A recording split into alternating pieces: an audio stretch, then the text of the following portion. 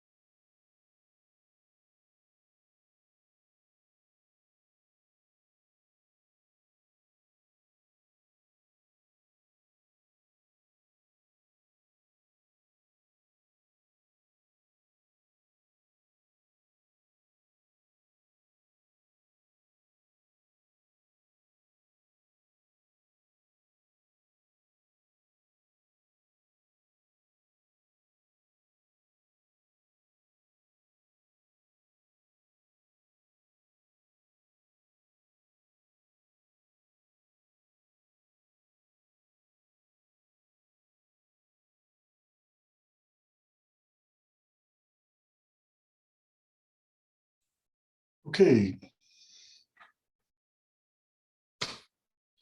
Good afternoon again, everyone. Let's get started.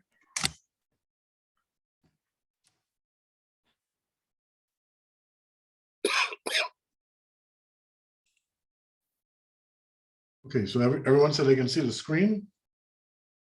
yes, sir, I can see it. Okay. Okay, so last class, we talked, we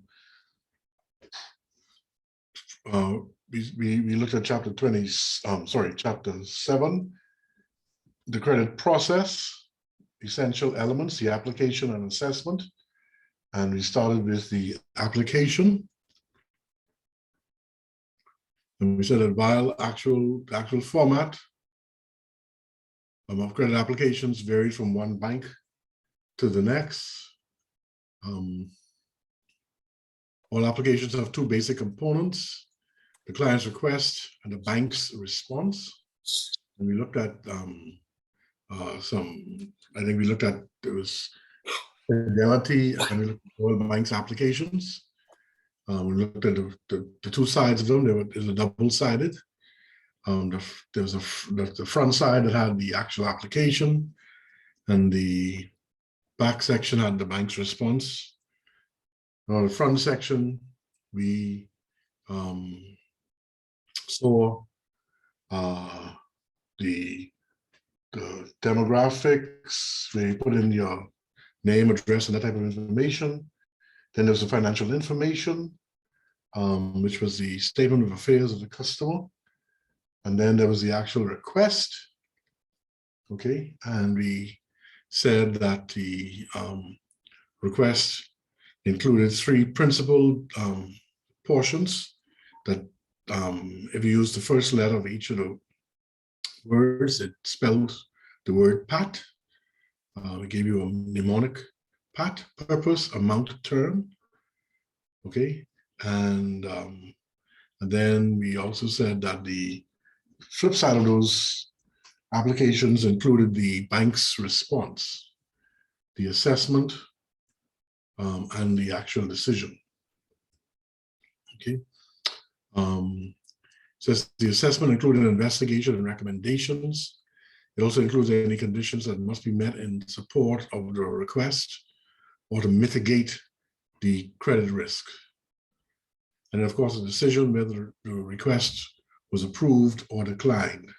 And sometimes the decision maker may modify the approval. So the person or persons or group given the decision, they may add an additional condition to the loan rather than going back to the originator. Okay. So are there any questions on that before I go to the other section of what we discussed at the beginning of, last week, the ending of last week? I'm good, sir. If not, so we started to look at the canons of lending and we began looking at character. Okay. And we said several things about character. There were four components. The KYC, know your customer. There was the employment history, credit or payment history, and net worth. Okay.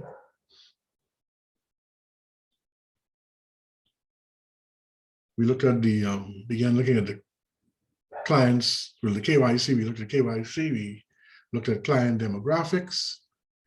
And we said about the client demographics that we ask certain questions. Is the client known? How long have they been dealing with the bank? Do they live in your trading area? How long have they been living in that area? Have they been dealing with any other branch or branches or banks for that matter? Why have they come to your branch or your bank? And our references known and respected. We said that the last item is hardly used now by financial institutions, the personal references, that is, although we may request financial references, or in some instances, we may require a letter from the person's landlord or the person whom they're leasing from, where there's a lack of credit information on the person or credit history. Okay.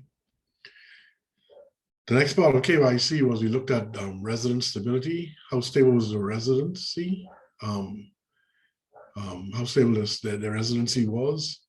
Did they move several times? Why did they move? And we also looked at that moving often may not necessarily be a negative. There were instances where there were good reasons or valid reasons why people may have moved several times. Has rent always been paid on time? What were the reasons for moving from the last residence? And is the lease being renewed long-term or month to month? And we got into a little discussion about whether or not about leases, and that not everyone has a lease, but that there seems to be a trend nowadays where people are, landlords are now more and more moving towards doing lease agreements. And some of the terms are usually the 12 months. Some do less. So we see that the trend appears to be increasing in terms of providing lease agreements. Then we looked at employment and history tenure. Okay. First of all, we looked at employment stability. How long has the client been in his or her present job and in the present position? Has salary growth been consistent? How long have the person has to retirement? That is an age consideration. And are there any health factors that may limit the ability of the borrower to earn greater income, and the reason why we may be concerned about health factors? So we talked about that a little bit. Okay. Then we looked at credit or payment history. How have they paid in the past? That past payment habits actually are usually a good predictor of future behavior, although we realize that sometimes circumstances may change for the good or for the bad, and this may affect the good payer as well as the bad payer. So someone who paid good, such as when COVID came on, some of them were not able to pay as well as they did in the past. And then, of course, a person who paid poorly in the past or has a history of paying poorly in the past, they may have been rehabilitated to the point where they are making their payments on a regular basis. So they may be a rehabilitated delinquent person. And then sources of credit history, we didn't get into that, although we looked at, we filled in one of the blanks in preparation for the day's class. And that takes us to page 29.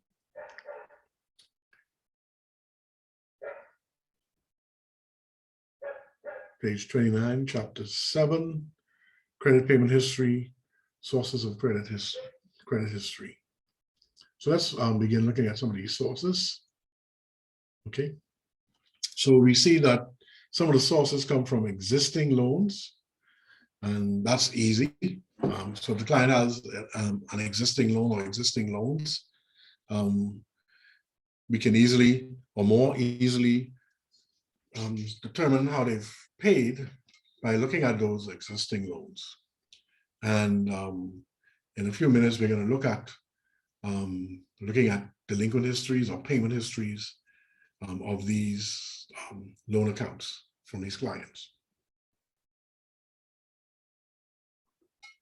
And we see that existing loans can be from banks and other financial institutions, insurance companies, credit unions, private loans, or loans from private individuals, and in-store credit. Okay, because you have like your what's the furniture store? Furniture Plus has a program where people can borrow. They have their a robust collection team. And some of the other places also have in-house financing, I think it's called, Mr. Norwich. Sorry? In-house financing, I think that's what it's called. Yeah, in-house financing through Furniture Plus. Some of the other companies will probably do it through charge accounts, Roberts, Kelly's, some of the other stores, they have charge accounts that you can charge and pay a certain amount on monthly on your bill. So existing loans, again, financial institutions, private individuals, and in-house or in-store credit. Then we can also look at credit cards. Okay, credit cards is also a good source of credit history. And so when you look at a person's credit card statements, you probably want to look at least 3 credit card statements, 3 consecutive months, the most recent 3 months at least, because and then you look for things like whether or not their late fees, the last payment amount, the last payment date. You look at when the due date of that payment was, So credit card statements can give you as good as information on the paying habits of an individual as existing loans. Then there are also life insurance policies. Life insurance policies, if you look at the history, so while there are two elements regarding the life insurance policies. One can be the premium payment itself, and one can be whether or not there is a loan also attached to the life policy that the person is paying against. So a person may borrow against their cash values, and you could look at the loan history on that, or you can look at it from the perspective of the premium payments.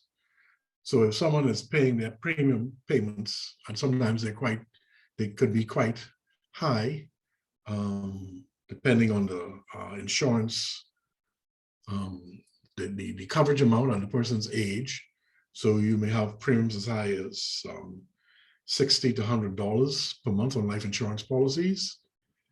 So if you see a person paying their life insurance policy on a timely basis every month, while it is not a loan, it is showing that the person has the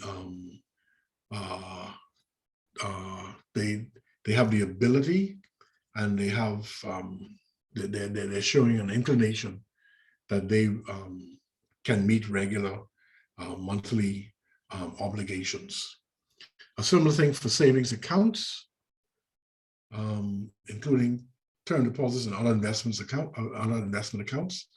Very few people now are doing time deposits because of, or savings accounts because of the low interest rates on them for your regular financial institutions. But in terms of the credit unions, who tend to pay higher interest on the savings accounts, a lot of people are, or the post office savings bank, a lot of people are still using savings accounts to save on a regular basis.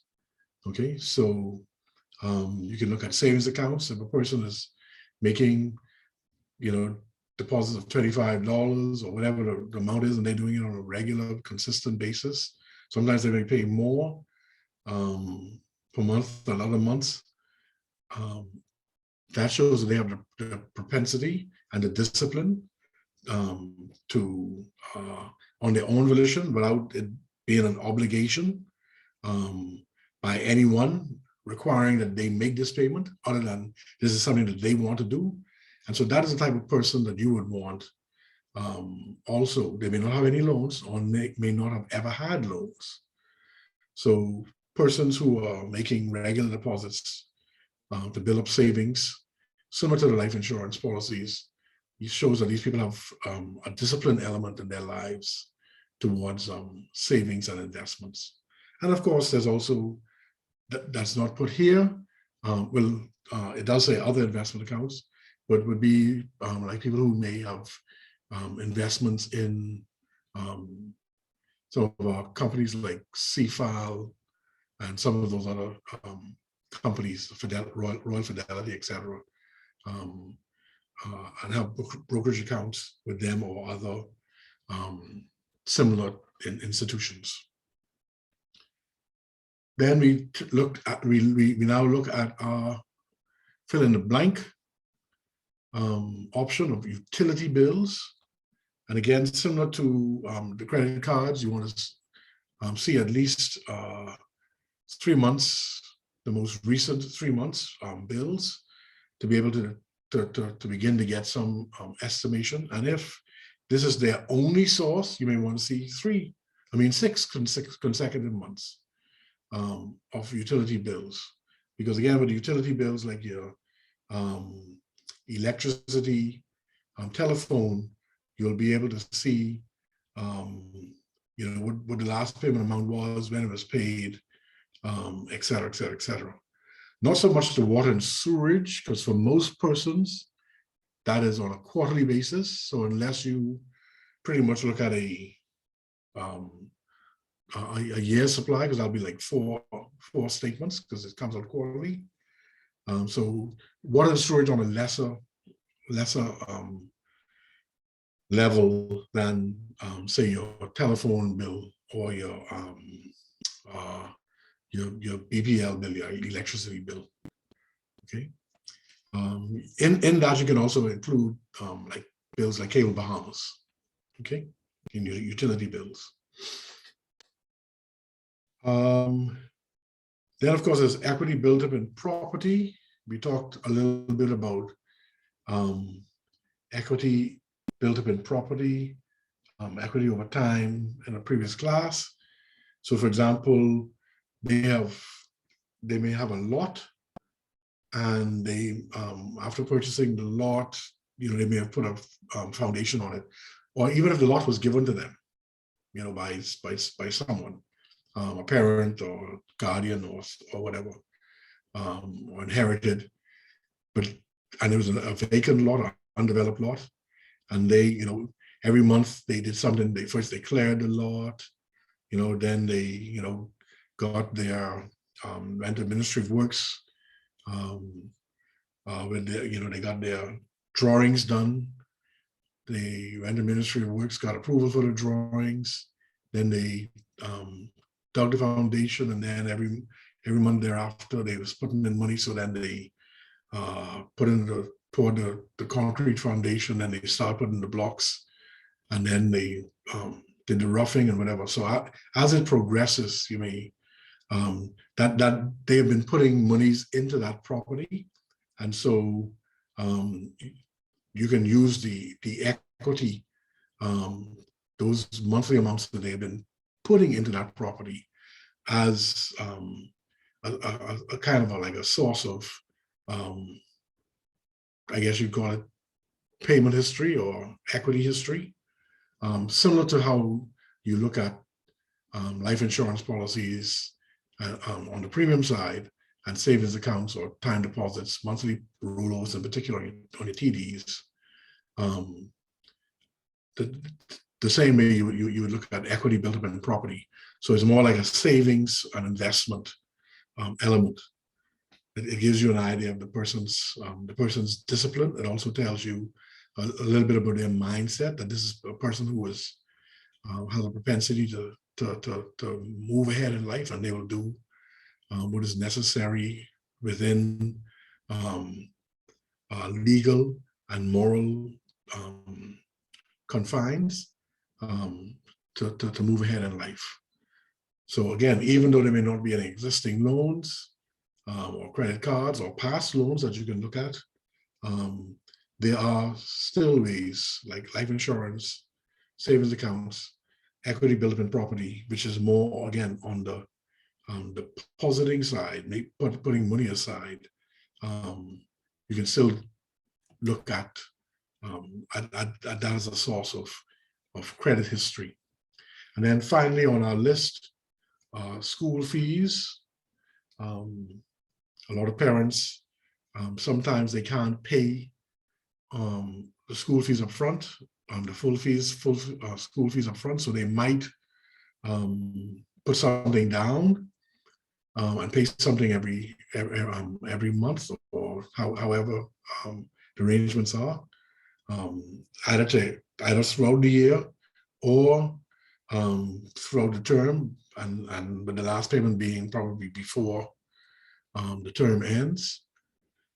So that's school fees, regular school fees, also tertiary level education, such as UB and some of the other schools, BTVI, the Bahamas Institute of Financial Services, for example, etc.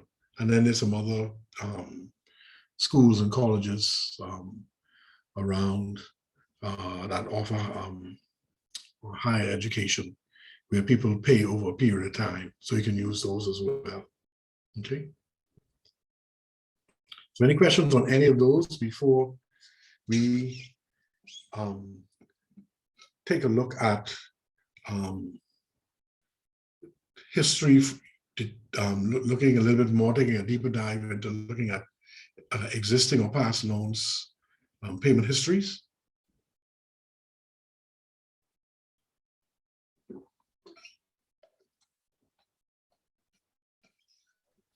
No, sir. No questions? Okay. So, so let's have a further look at bank statements. Okay. So first of all, it's important to know or realize or recognize that all banks record the number and frequency of late payments for each client in its database. Okay. This information is displayed in the loan summary section, usually for each account, and can be seen when requests for loan printouts have been requested and provided. Now, sometimes people, there's a lot of times when people have access to online bank statements, and so they won't go into their bank to request because it costs money and also time, but more because the bank will charge them for the bank statement. But for those who have access to their bank statements online, you would want to see the page that either displays the loan payment history or the summary, the loan summary section that provides you with some information. Okay. So with regard to late payments, banks may display late payment or delinquency information in different ways, and they may start counting delinquency from different thresholds. Now, what do I mean by that? Well, for example, some banks may start counting late payments from the 3rd day, some from the 6th day, and some from the 11th day that the payment is past due. Some start counting even from day 1. So if a payment is due on the 30th and is missed on the 31st, they may start counting the late payment from the 31st, which is day number 1. Okay. And how do they show those? Those are showed as numbered cycles or buckets. What they call billing. Some people call them billing buckets. Some call them payment cycles. Different numbers, but they're all the same. I haven't updated this information for a while, so I don't know if this still holds true for these two companies, financial institutions. But in the past, I know that the information from Commonwealth Bank, they used numbered cycles. So from, let's say, for example, from day 6 to day 14 would be cycle 1, 15 days late to 29 days, maybe cycle number 2, 30 days late to 59 days, cycle number 3. Okay, so they won't show the actual day period, like whether it's day 1 to 15 or day 15 to 29 or whatever it is. They'll show cycle numbers. So they'll do 1, 2, 3, 4, 5, 6, depending on the number of cycles that they choose to show on their payment history section. Then there are those who will actually show the specified period, such as like Scotiabank Limited used to do. Again, I don't know if this still holds true. We'll be looking at a spreadsheet in a little bit. But SBL used to do like 11 to 30 days, then they had 31 to 60 days, 61 to 90 days, and then they had 91 days and over. Okay. The important thing to remember is whatever method is used by these financial institutions, it's important that every lender understand and is able to interpret these different banks' late payment history. Okay, so the chart on the next slide indicates how each bank indicates the major delinquency categories, and you'll see some similarities when you look at them. Okay, so in column 1, that's highlighted yellow, is the name of the banks, and again, these may have changed because some of these banks may have upgraded their, this information goes back to 2006. Some of these banks may have changed their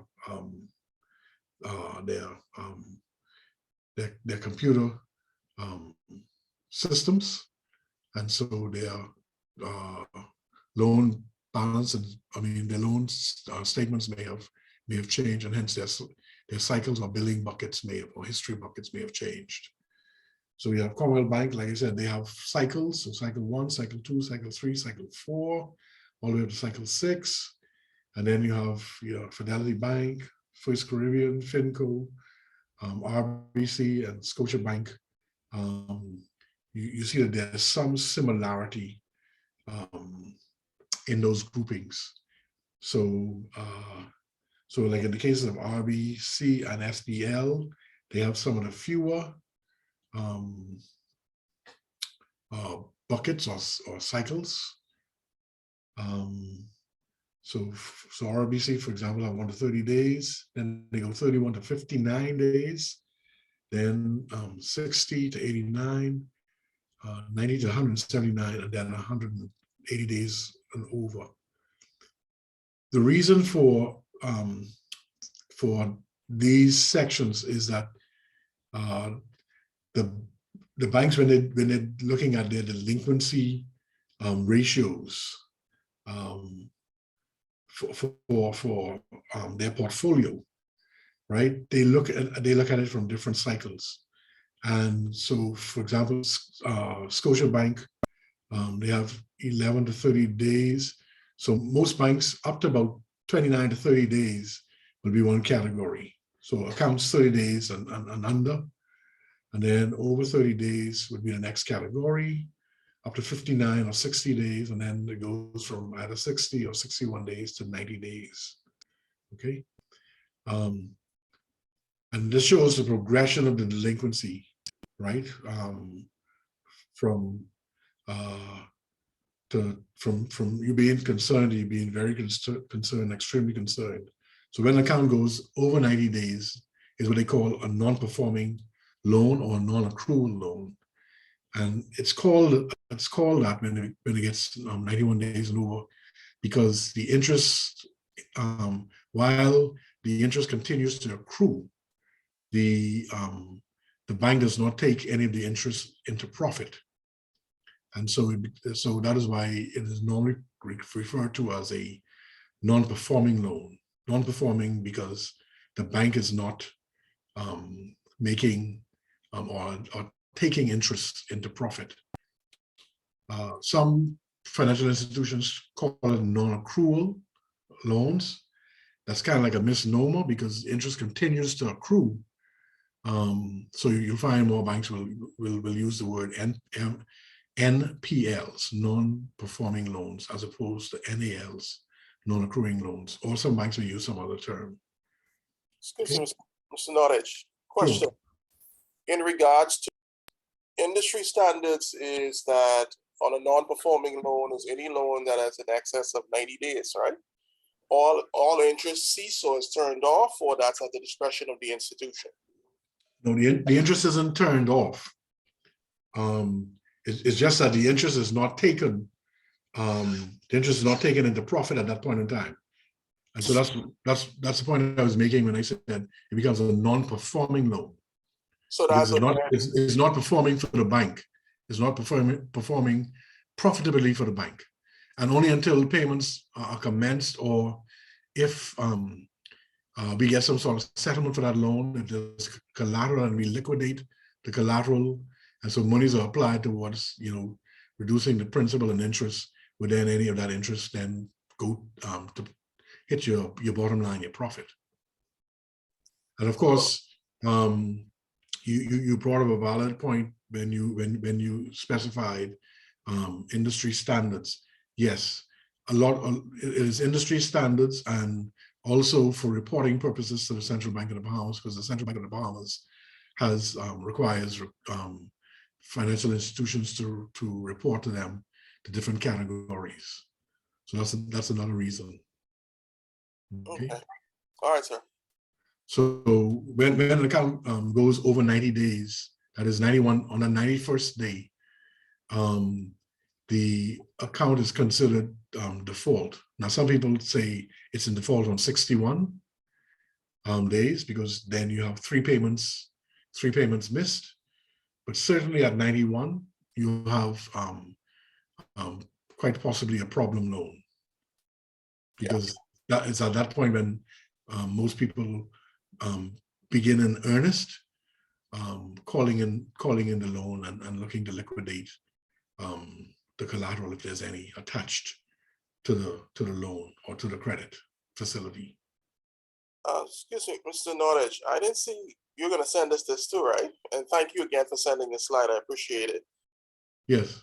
Because I didn't see this credit history in regards to the breakdown of the delinquency buckets, because that's the term that we use in the credit union, delinquency buckets. Just as it's similar, but like I say, everybody, like how you have display, everybody has their way of doing it. Yes. And now that the credit unions, I think from last year or year before last, fall under the central bank. I would be interested in knowing what how the credit union does their history buckets or billing buckets or payment cycles, whatever you call them. Yeah, it's basically, it is analyzed the same way I would say from like RBC per se. Now I'm out of the department now, but it's typically the same setup. Okay. So like I say, everybody, and it also depends too, whoever's the manager of that particular time, management at that particular time, they do their thing. It's a little bit different from others. So I've seen different variations of the same template. I've seen alterations to match different areas. Right. But it's interesting that you say, you know, it may change from time to time because of management. And that could probably coincide that the overall executive management may have changed the IT platform. They may have chosen to go, but I would not recommend, unless there are extenuating circumstances, that an executive management team frequently change their IT platform, because it is very expensive, a very expensive undertaking. Also, in terms of transition from when you are moving from one platform to the next, there has to be a period when you do some sort of testing to make sure that you've captured what was on the previous platform has been transferred successfully to the new platform, and that is working properly. So there has to be a period of time when there's some testing. And normally the window of testing is very, very short. So some financial institutions, they look at, you know, their low periods, so they won't try to do like at the end of a month, for example. Or they may try to do it when there is a holiday weekend, particularly a double holiday weekend or whatever. So financial institutions will choose when they are migrating from one platform to the next. But I wouldn't recommend every time you have executive management change that they change the ID platform, unless there's a real reason for it. And then again, you have to look, you know, the auditors should have something to say, the external auditors should have something to say about that. And certainly the central bank, particularly now that we have another arm of the financial institutions, the credit unions, now having to report to central bank. So central bank would not look upon that in a favorable light.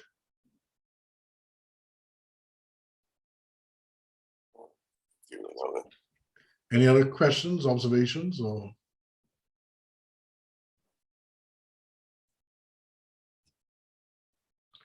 If not, let's look at the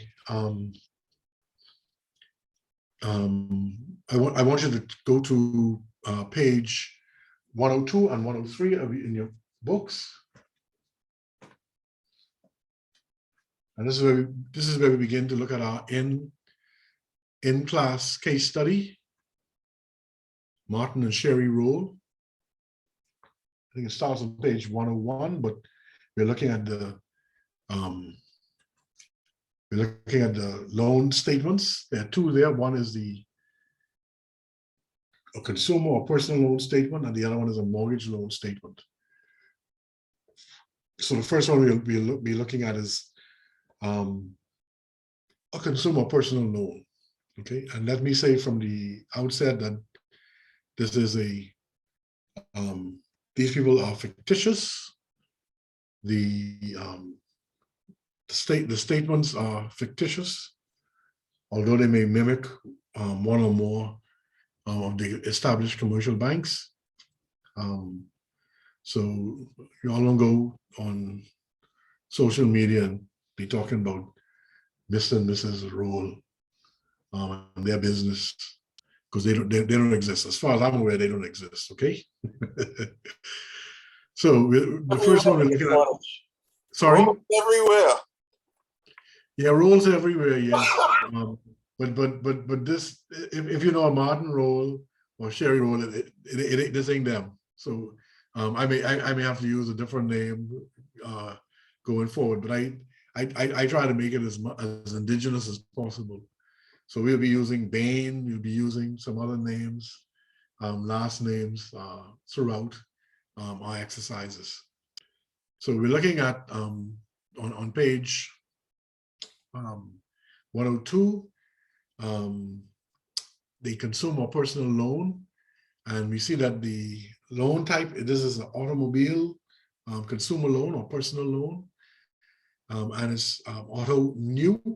Okay, some banks will specify whether it's a new automobile or whether it's used, right? So they'll have the different categories. They may state whether or not it's a consolidation loan, or if it's just a pure salary deduction loan, or furniture loan, or medical loan, or whatever it is. But each bank will have their loan type categories, and that is for a reason, because they want to, for several reasons, because they would want to see the amount of loans in each category that they are booking, the dollar values. They want to know how they're performing. If they see that in a particular area they may not be performing as well, they may want to slow down lending in that area, or suspend lending in that area for a time, or completely stop it. Okay. If it's highly profitable, then they may want to increase their efforts in that area. Okay, and their marketing on that area. So the loan type is important. The loan type is also important because also attached to them are interest rates. So a new loan, a new automobile may attract a lower interest rate than a used automobile would, for example. Okay. Also, the new automobile loan may be for a longer period of time than a used automobile loan. Okay. And that has to do with the useful life of that piece of equipment, depreciation, all that sort of stuff.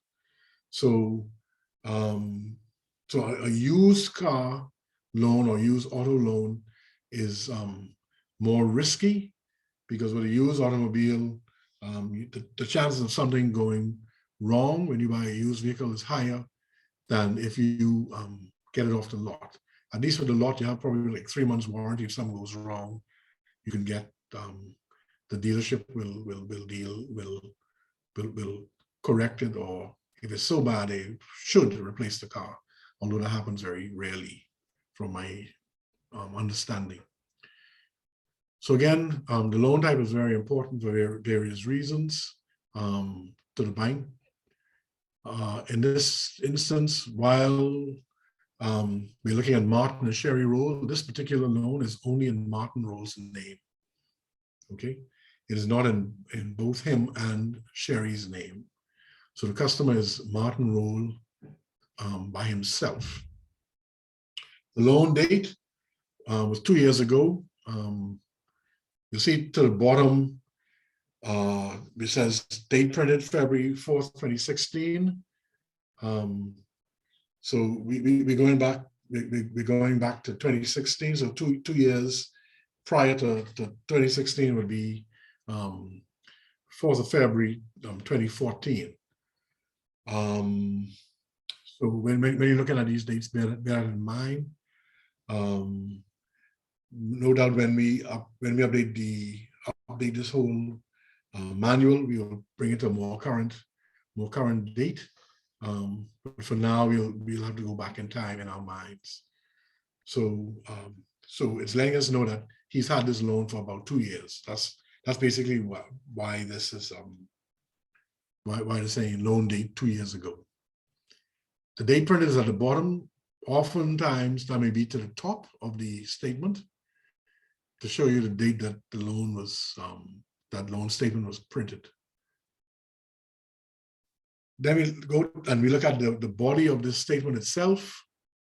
This doesn't occur for all loans, but this is a sample of what the information that may be on a loan statement. So you'll have what the original loan amount was. We're looking at the column on the left. So you're looking at the original loan amount. You're looking at the current loan amount. So the original loan amount when they got this loan was $23,450. So they borrowed $23,450. Well, Martin did when he got this loan 2 years ago. The current loan amount is $16,162. That's principal balance. Okay. The interest accrued is $31. Late fees outstanding. There are no late fees outstanding. So the total amount due or the pay off amount, what you do is you add your current loan amount, any accrued interest, and any late fees. So the second, third, and fourth lines, current loan amount, interest accrued, late fees outstanding, you add the three of those together, and they'll tell you what the loan payoff amount is as at February 4th, 2016, the date that this was printed. Is that understood? Yes, sir. Okay. So it says monthly payment amount outstanding. There's no monthly payment amount outstanding. What that tells us then is that this loan is in the current state of affairs. Okay, the monthly payment is current because there's no monthly payment amount outstanding. What is the monthly payment due? The monthly payment that is due is $530. But if we look right across on the right-hand side, you see the next payment due date is February 29th, 2016. So the next payment amount due is $530, but it's not due until almost a month away, the end of February 2016. Okay, let me continue with the left-hand side before I go back to the right-hand side to the top. So the original term was 60 months. Okay, so that's in months. Okay, 60, that's months, or 5 years. Okay, so the original term is 60 months, which is 5 years. The number of payments made, 24, and we see that the loan date at the very top says 2 years ago. So that coincides with the number of payments made. 2 years ago that's 24 payments. The monthly payment amount outstanding is 0. It means none is outstanding. So those give you indicators that this statement has not been tampered with, because the number of payments made and the amount of payments remain, when you add the two of them together, they come to 60. And so There are 36 more payments due on this account, or 36 more months. 24 months have passed, which is equivalent to 2 years payments, and he's had his loan for 2 years. Then we look at the collateral security description.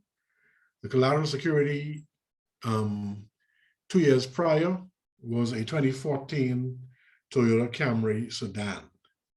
Okay, so back in February 4th, 2014, when he got his loan, he had purchased a 2014 Toyota Camry sedan. So it's a new car loan. The car is a 2014, which is 2 years old. Again, that is in line with this being a 2-year-old loan. Any questions on that before I go to the next column?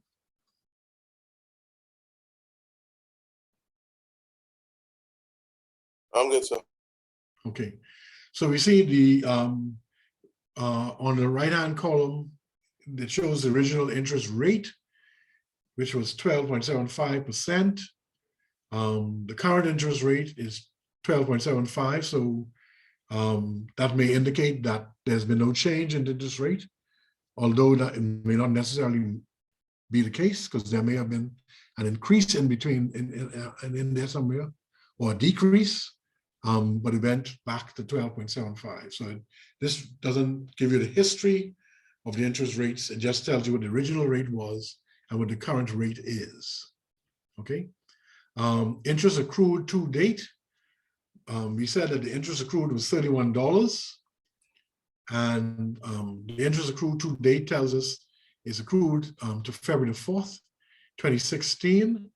And if we were to multiply 16,000, the principal amount, 16,162 by 12.75% for 4 days, we should get about $31 in interest, okay? Which, and it says accrued to the 4th of February 2016. Again, that's the date in which this statement was printed. Down to the bottom, it tells us, or some statements, again, like I say, I'll have it to the top. This one has it at the bottom. So it's 4 days interest. Again, you know, doing the division and your multiplication and your percentages and whatnot, we see that this is on target. Late fees paid. There were none outstanding. When you look at the left-hand column, the right-hand column, late fees paid, there were none that were paid. Okay, because sometimes the late fees, the loan payment may not be sufficient to also cover the late fees. So you'll have sometimes late fees outstanding from a previous period. And so it may show no late fees outstanding, but if you see an amount of late fees paid, it means that there was a late fee somewhere along the line, maybe the previous month or the previous 2 months. Okay, so if late fees paid, if there's an amount in there saying that it was paid, it means that there was a late payment somewhere along the line. The payoff date, again, that's the date of the statement of February 4th, 2016. The last payment date was January the 31st. So this tells us basically that these the payments are due on on month end. Because if we look at maturity date, the next line, we see that the loan matures on January the 31st, 2019, which would be 3 years, 3 years away, okay, from the date at which this was printed.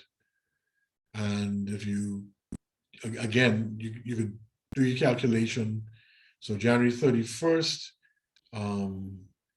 will tell you that, okay, it's 36 months away.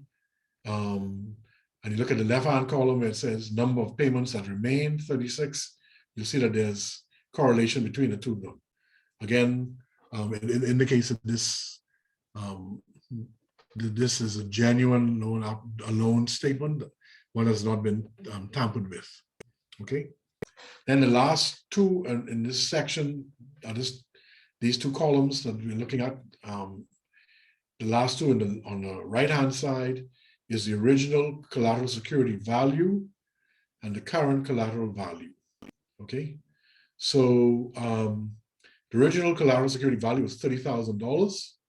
So when he bought this car in February of 2014 rather, when he bought this car in 2014, the car was valued or cost him $30,000. So there would have been a bill of sale from the car company, the car dealership that showed that this car was valued at $30,000, which means that his down payment was between the original loan amount. Okay, the original loan amount is $23,450. When we subtract that from the $30,000, that would give us the amount that he contributed to the loan. Okay. The line below that is the current collateral security value. And so it's showing that the current value of this car is $24,300. And it's interesting to note that this car is, it appears as though this loan has been properly properly termed to five years, because the current security value is slightly ahead, it's slightly more than the current loan amount. Okay, there would be some concern if the current collateral security value was less than $23,450. You understand that? Do you understand why? Or anyone has a question as to why? Mr. Knowledge, can you go over that part again just now? Yeah, I was just gonna say. Sorry? Go over. The original collateral security value and Okay. the current. Okay, so the original collateral security value is what the car was worth or cost Martin Roll back in 2014. Okay, so when he originally got this loan in 2014, the car was worth or valued or cost him $30,000. He borrowed, the original loan amount that he borrowed was $23,450, which means that he contributed, I don't have my phone handy to do the calculation, but if you take 23,450 away from 6,550. Sorry? 6,550. Okay, so it means that he contributed $6,550 towards this automobile. Okay? And that's the difference between the original loan amount and the original security value. Okay? Which you normally would you would normally put in what the car cost back then. Okay. So now we're comparing the original security value to what the car now is worth. Okay, and so the car is now valued $24,300. So everyone understands that now, right? And you said that's calculated based on that's after depreciation. the 5 years, the depreciated. Okay. The depreciation. So this will include going into your third year depreciation. Okay, because there were 2 years. This car is 2 years old, so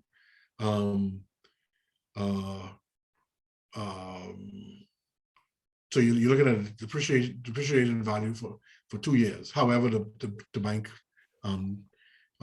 did it. But what I said is that when you look at the current collateral security value, that is slightly higher than the original loan amount, right? What I should have done is I should have talked about the current loan amount. So my apologies. You want to look at the current loan amount. So I'm glad you all brought it to my attention to explain again. It's actually the current loan amount and the current collateral security value that you're interested in as well, right? When you're comparing, okay? And you can see that current collateral security, if we had to, if we had, let's say that this loan went bad and we had to call in this loan, the collateral security is valued quite a bit more than the 16,162 principal. When you add the interest, you add, well, there's no late fees, the payoff is 16,193. So the payoff is less than the collateral security value. you would have been concerned, for example, if the current collateral security value was 14,300, because then it means the collateral security that you have in your hand is worth less than your payoff amount or your principal balance. Which means that if you were to sell this car, even if you got top dollar for it, 14,300, even if you got top dollar, you'll still have a shortfall and have to go after the client for the balance of your money. You understand that? Yes, yes, sir. Mr. Nordish, Okay. still most institutions, I don't think they don't go after shortfall deficit, you know. It depends. If it's, well, again, when we get on the chapter on delinquency, which will come toward the end, there's a timeline for action, and it talks about making those kinds of decisions, whether it's worthwhile to pursue or not. Okay.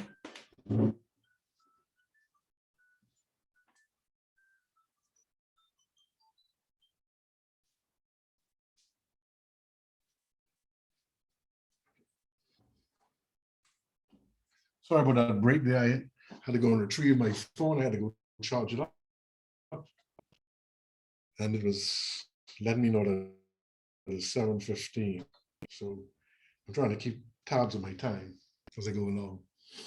Okay.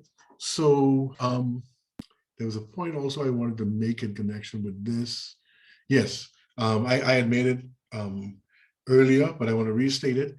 So, for example, with this new car loan, the bank probably said, okay, if we amortize this over five years, probably looked at as part of their assessment, would and this car depreciates, I'd say 10% per year over 5 years.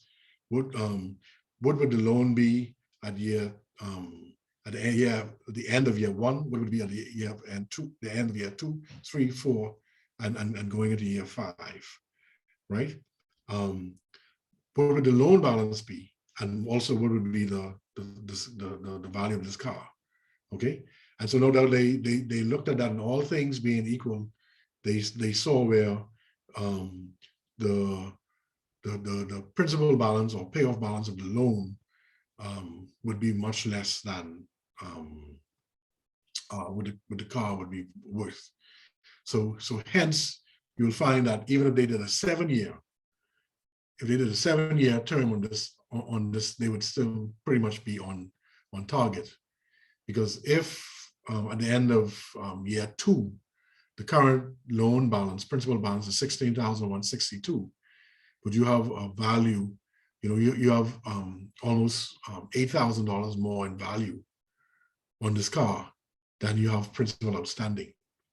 So that gives you another idea, an indication as to why lenders would probably do a new car over longer than 5 years, even up to 7 years, sometimes longer. Okay, so in the case of like those Mercedes Benzes and things, sometimes they stretch over 10 years because of the amount, and also they tend to have a higher resale value or residual value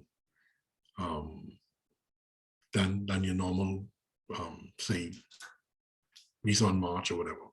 Okay, I'm not knocking, and if any of you have a Nissan March, do not take offense, please. Okay, I have a relative who has a Nissan March, and they pay much less for gas than I do. Not in my cars anymore. Flamboyant than theirs, so I drive a Note, but my gas bill is higher than theirs. So don't take any offense by me comparing the March to, if you have a March, the March to the Mercedes Benz. Okay. Then we get to the real reason to be looking at this is the late payment history. Okay, I sought to go to explain the different categories or the different aspects on the top part of here, for you to get an appreciation that when you get a bank statement,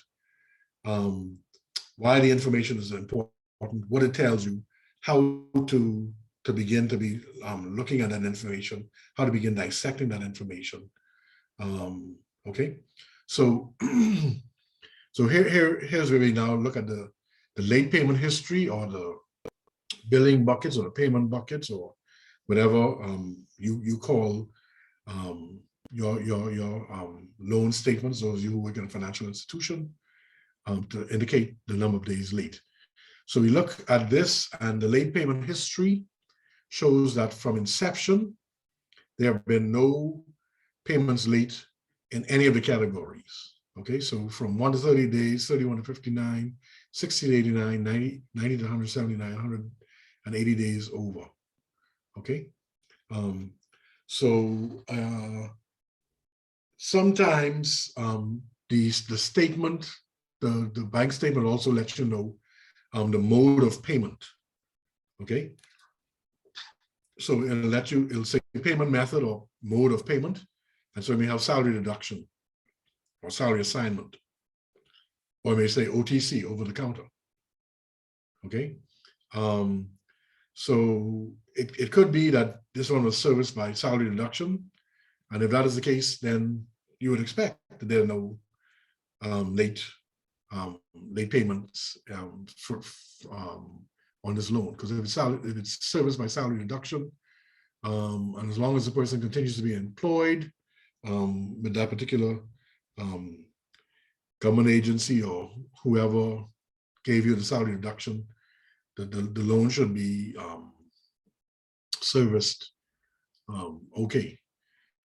What does that mean? Does it mean simply because it was serviced by salary deduction, we should not look at the bank statement, the history? No, you still look at it, but you may not look at it in as much detail as someone who's paying over the counter. Okay, so you look at it in more detail for someone where the payment mode or the payment method is OTC, over the counter.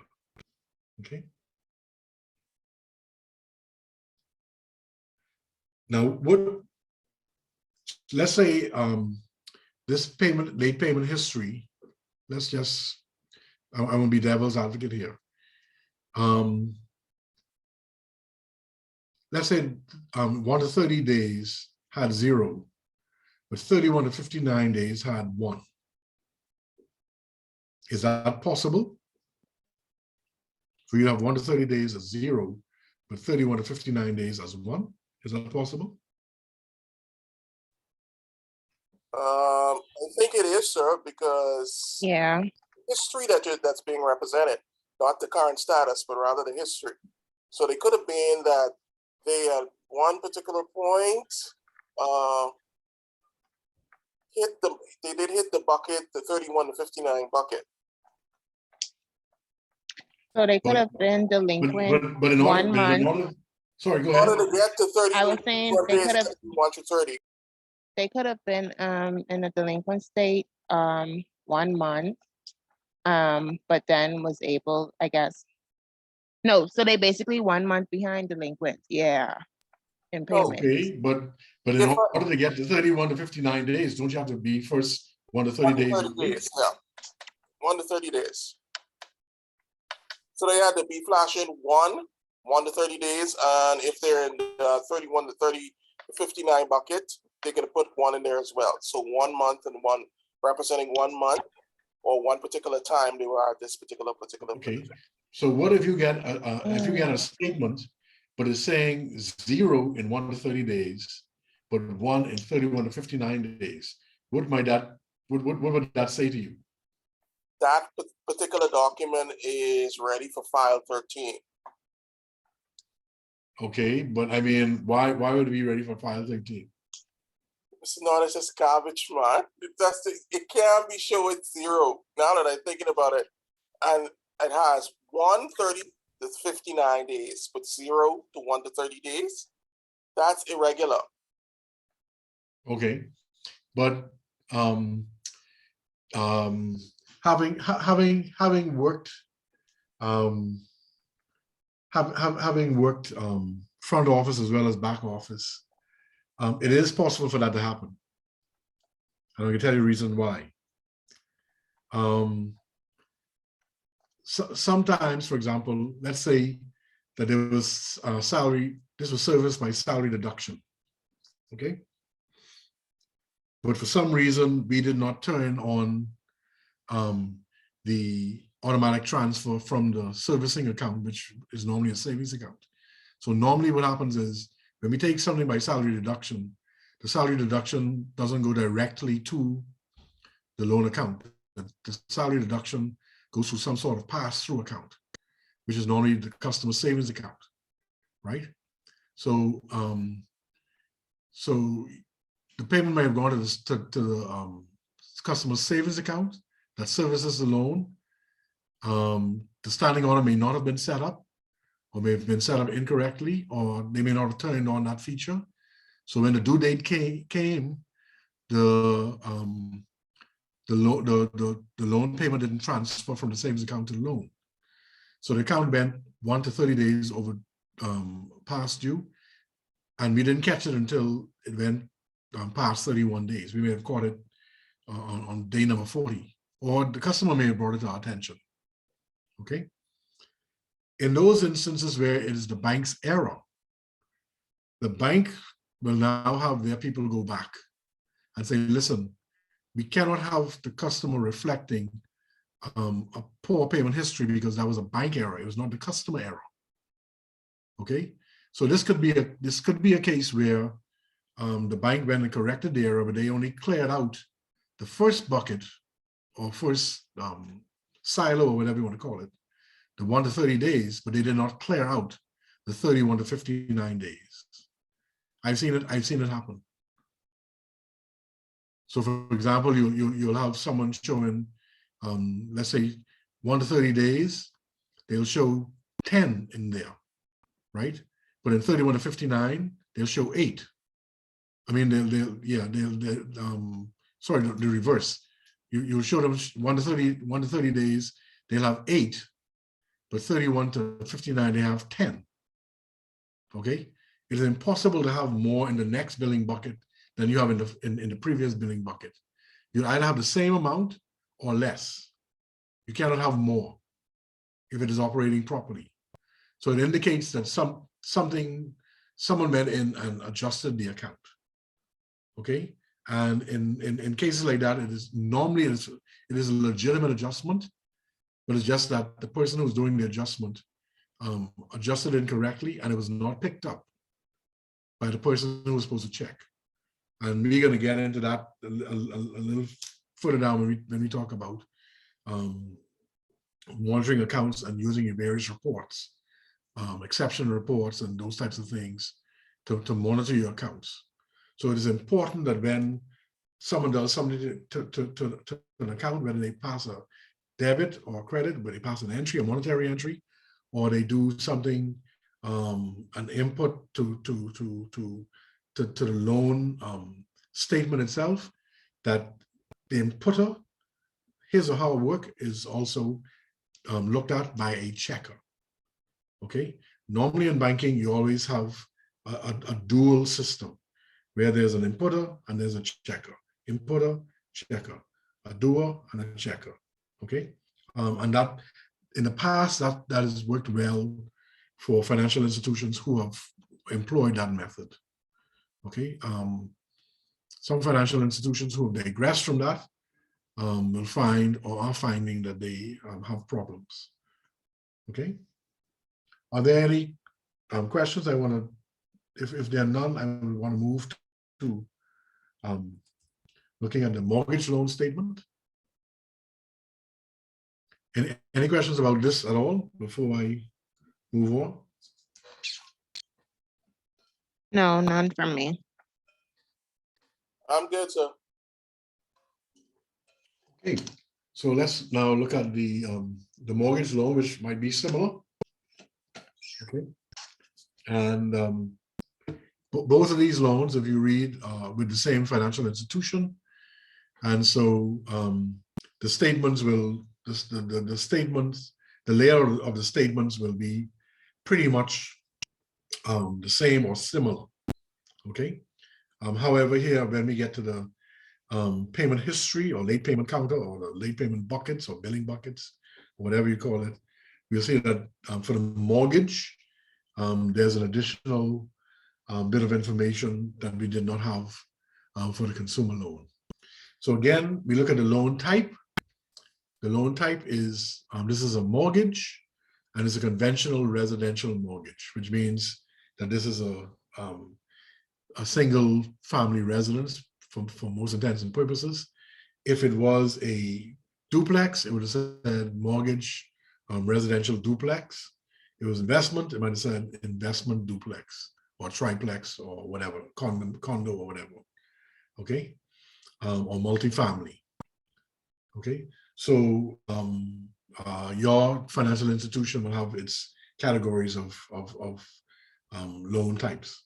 So in this case, this is a mortgage and it's conventional residential residence. So this is the home in which they reside. Unlike the car loan, this is in both their names. It is in both the name of Martin and Sherry Roll. Okay, the loan date, this goes back 16 years prior to the time under consideration. Again, this statement was printed February the 4th, 2016, it says so at the bottom. And again, some mortgage statements or loan statements, you'll have the date printed to the top. That depends on your computer system, okay? So this statement was printed as of February the 4th, 2016, and this loan, the loan date goes back 16 years ago. So this is a mortgage that has a 16-year history on it, okay? So we look at the original loan amount like we did with the consumer loan. We see that the original loan amount was $132,000. So they borrowed $132,000 to get this house. The original interest rate at that time was 7.5%. Looking at, so unlike the consumer loan, I'm going to go crossways rather than looking at one column and then looking at the, on the left and then looking at the right. I'll just go across. Okay, so the original loan amount was $132,000 flat. The original interest rate was 7.5%. The current loan amount, that is as of February the 4th, 2016, the principal balance is $76,935. The current interest rate is 7.5. So it may indicate that the interest rate has not changed. Again, this does not give us a history of the any changes in the interest rate. There may be a subsequent sheet. You go to another screen, probably screen number 2 or screen number 3, that may give us the history on the movement of interest rates. Okay, the same thing for the consumer loan, the car loan that we looked at. There may be a subsequent screen that gives us that history. But for now, this just tells us what the original interest rate was and what the current interest rate is. Then it tells us the interest accrued. The interest accrued is $86 flat. The interest accrued to date is February the 4th. So it means that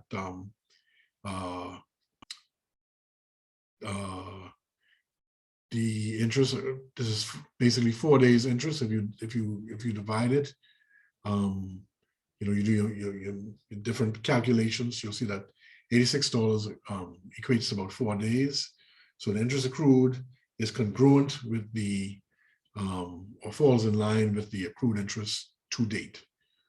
Late fees outstanding, there are no late fees outstanding. There were no late fees paid.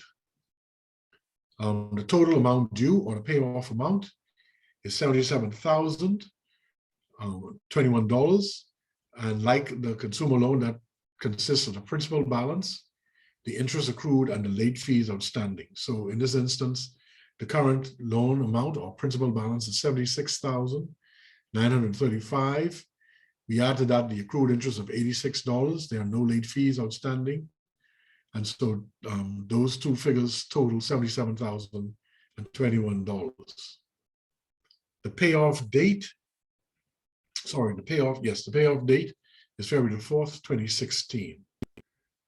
So it means that if they wanted to pay this loan off today, they'll have to give you $77,021. The monthly payment amount outstanding is 0. The last payment date was January the 31st, 2016, which tells us that this account is current. The monthly payment amount due is $975. So they pay $975 on a monthly basis.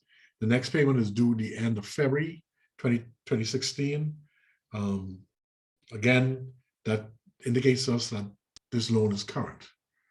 The original term was 300 months. So that's how many years is that? That's what, 25 years? Is it?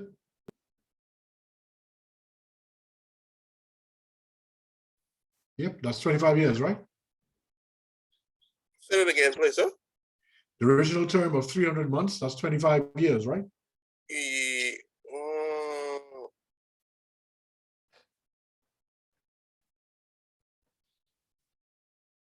Okay, the loan, if divide that by 12.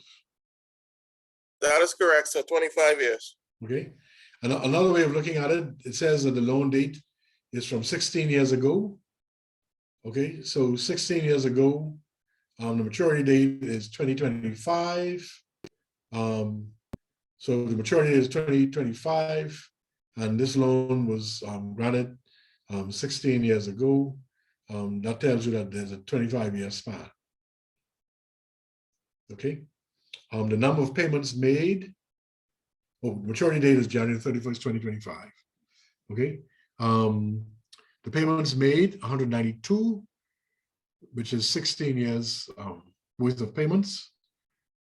The original collateral security at that time was $155,000, so which tells us that the cost or value, depending on whether they purchased this house or they built it, the cost to them was $155,000, of which they borrowed $132,000. So which means that they contributed the difference between the 155 and the 132, which is $23,000.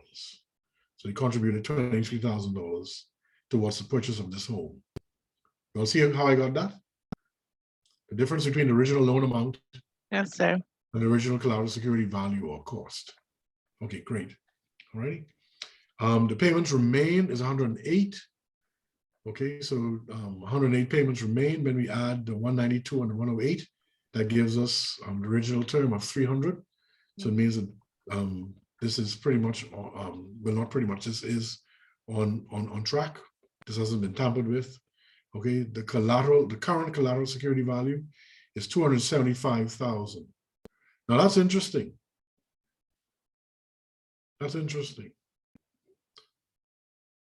Why would the collateral security now be more valued more than it was when they originally purchased it?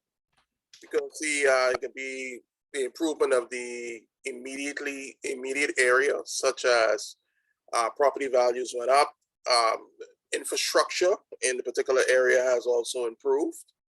Those are kind of reasons, improvements in regards to the upkeep of the property itself. Exactly. So you're looking at appreciation, value appreciation, and I think I made the point when we were talking about undeveloped lots in one of the earlier classes, that over time, land values, particularly in the Bahamas, tend to go up. The raw land. So if a person maintains their property, even if they don't improve it by putting on additional structure or putting a wall around it or building a pool or gazebo or whatever it is, land values tend to go up over a period of time, over time. So and this property has appreciated over the last 16 years.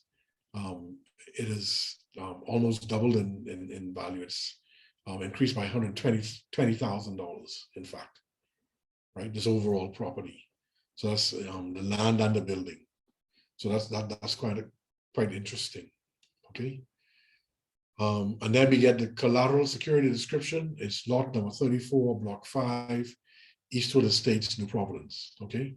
And let me state here that as far as I'm aware, Eastwood Estates is a subdivision. So that is real. But I do not believe that there's a lot 34, block 5 in Eastwood subdivision. So if you were to go later on, we're going to look at a fictitious appraisal of this property.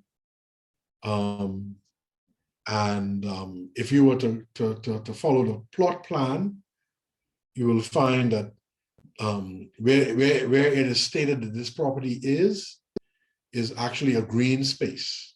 It's actually a mini park. Okay, so if you were to follow the plot plan on this fictitious appraisal, and you drove past the section that is described by the plot plan, is actually a little mini park. And if you're coming from Prince Charles Way, heading north towards the Eastern Road, there is a big park on the main park would be on your right hand side, and this little park with a couple benches on it, and you might see. I used to call them my two good friends. Used to be sitting on two older gentlemen would be sitting on those benches.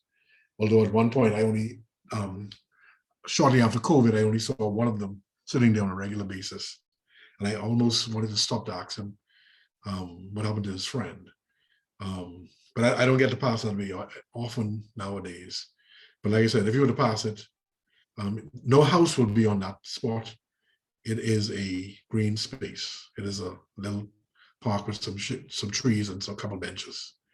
So I just thought I would make that disclaimer in case someone is thinking that I'm using somebody's actual house or property. Okay. So any other questions before we then go look down at the late payment history? I'm good, sir. Okay. So we go down to late payment history, and then we see we have two sections here for late payment history. We have one that says overall, and then we have one here that says year to date. Okay. So in the late payment history overall, that tells us the payment history of this account from inception. So the first section gives us 16 years worth of history. Okay. So in the 16 years of payment, these people have, their payment has been late in one day to 14 days, 5 times. In the 15 days to 29, it's also been late 5 times. In the 30 to 59 day category, there's 3 of those 5 times that they were late up to 29. 3 of those advanced to the 30 to 59 days, and 1 of those advanced to the 60 to 89 days. But none of them went beyond 89 days. Okay, it could have been 61 days, it could be 60 days. We don't know. We'll have to look at the account to see that one payment that was 60 to 89 days, how far it got into that particular bracket, delinquency bracket. Okay. So this is a pretty decent payment history, even though there was some delinquency. Again, some bank statements would let you know the mode of payment, whether it's over the counter or salary assignment, salary deduction, or et cetera, et cetera. So for 16 years, going into default, kind of 60 payments or more once isn't too bad. There could have been reasons for that. There could have been internal reasons that wasn't picked up, where payments weren't processed, or it could be that the person's, something happened along the line, and so maybe one of them may have lost a job temporarily, or something else happened that affected the payments. Okay, and so the payments were late. But now when we look at the year to date, the late payment history, YTD, that's year to date, that tells us what the payment history has been for the last 12 months. Okay, so for the last 12 months, there have been no late payments made to this account. Okay, so all the payments have been made on time for the last 12 months. And that is important because normally financial institutions would say a person's credit history has been cured, after 6 consecutive on-time payments. Some give it a 12-month period break. There may be the exception where people use 3 months. I would not recommend you looking at a payment history of less than 6 months consecutive payments on time. Okay, certainly 12 is a good benchmark. So because this is a mortgage, you want to get a little bit more information, and so you have not just the overall history, but you also have the year-to-date history. That is not to say that on the consumer loan you don't have that information available. It may just be on a different screen. In this particular statement, they chose to put it up front here on this particular screen, on this summary. I call it the summary screen, okay, or history screen. But you would be able to tell more. You get more detailed information when you look at subsequent history screens. So the loan officer or the bank would have access to those screens, not necessarily what they would print out to show the client, unless there's some reason to give that to the client. Okay, so the front screen would have probably some of the least information on it, and then the other subsequent screens will be a little bit more detailed, that the customer doesn't necessarily need to know. Okay. So any questions on the mortgage loan statement? Again, not every mortgage loan statement will be set up like this or have this amount of detail on it, but just some of the information that would be helpful to you when you're looking at a mortgage loan or a personal loan or consumer loan statement. Sometimes you may you may need to get 2 or 3 pages of the loan statement in order to get the information that you require from that customer. Again, it all depends on how the financial institution sets up their loan statements. Some of them are on 1 page. You can get sufficient information on 1 page. Some it take more than 1 page. So any questions on that? No, sir. Okay, so that takes us to for now. We're going to come back and look at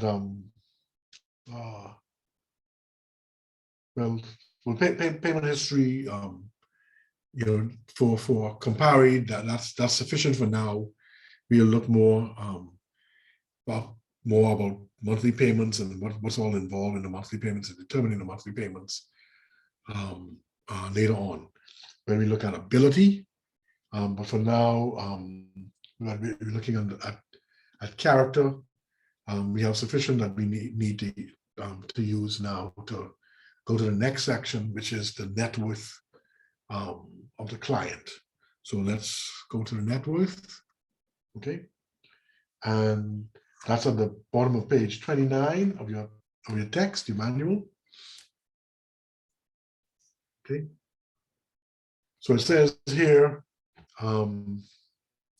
net worth refers to a client's pool of assets less their liabilities. Okay, so what it means by a pool of assets, that just means what the total value of their assets are. Okay, so the client's pool of assets, the total of their assets less the total of their liabilities. So what they own minus what they owe. Okay, and when we look at the statement of affairs section of the loan application, it's shown on the left-hand side the assets, what they owe, and I mean, what they own, and the right-hand side, what they owe, okay? And it's pretty much set up, banks will set up their statement of affairs similar, very similar to how you would read a financial statement in accounting, okay? And again, it should go from most liquid on the asset side to least liquid, although you may see some slight variations toward the end. But the idea is to try to set it up in a standard format, okay? So you have the assets, that's the liabilities, will give you the net worth, okay? So some financial institutions would say that the client should have at least the equivalent of 3 months expenses invested in liquid assets for emergency purposes. Okay, so that's 3 months expenses, not 3 months salary. Although you'll find that most financial or wealth managers or financial advisors would say 3 months salary, not just the expenses, but 3 months salary set aside for emergencies, okay? But this is kind of like doing a minimum, okay? So if you have the client has at least 3 months expenses. And again, COVID taught us the value of having an emergency fund or standby fund to deal with, because we went through almost 2 years, 2 full years, where quite a number of people were unemployed. And fortunately for us, those who worked for government and even some private firms, those firms kept them on the payroll, even though they weren't operable. Some companies or businesses closed as a result because they just couldn't do it. So we have had that opportunity to have gone through COVID, and hopefully all of us are stronger mentally as well as emotionally, and in our financial dedication to moving forward. So if we weren't more financially frugal in the past, hopefully it has taught us all to be more financially responsible or frugal going forward. Okay. And then of course it says a good net worth indicates the ability to save or pay down loan debt. Okay, so because the net worth is the difference between what you owe and what you own, that's why that statement is there. Good net worth indicates the ability to save. So you're either in saving and investing, excuse me, you're either saving and investing, and or you're paying down loan debt, whether that is your mortgage, a consumer loan, or credit card, or some other debt that you have on your books.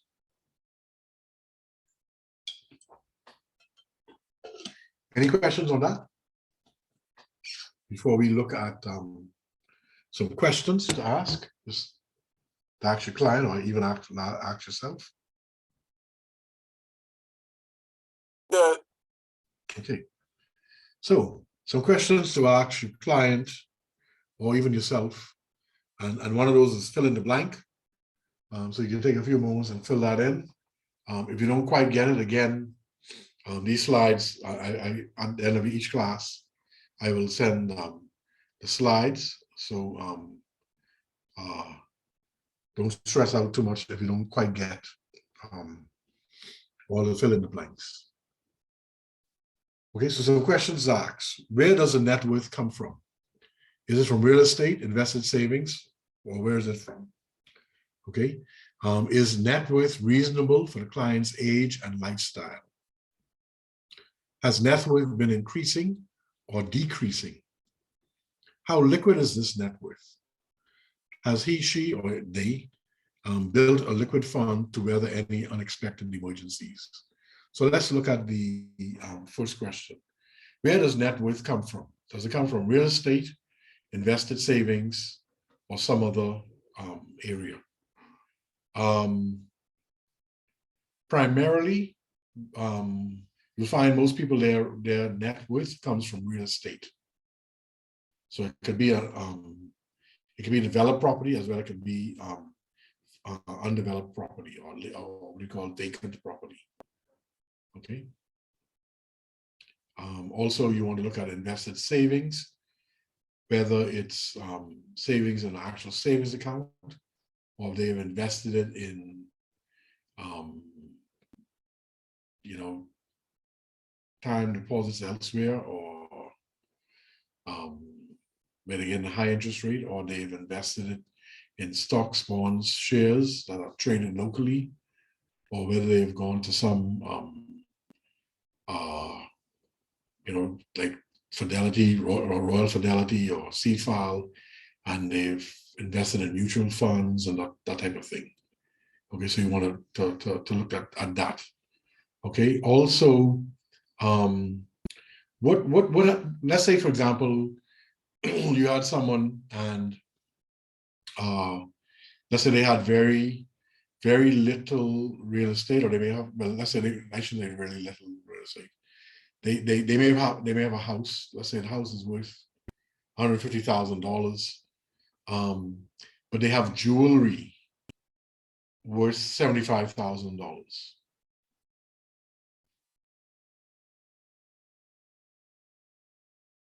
What would be your reaction to someone like that? Say that again. Can I get the particulars again, please? I didn't hear. Yeah, they have a real estate or a house that's worth $150,000.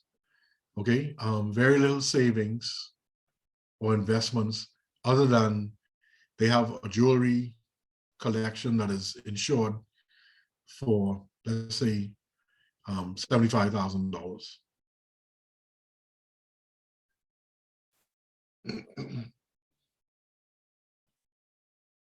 And the question. What is what do you think of that person? What comes to mind?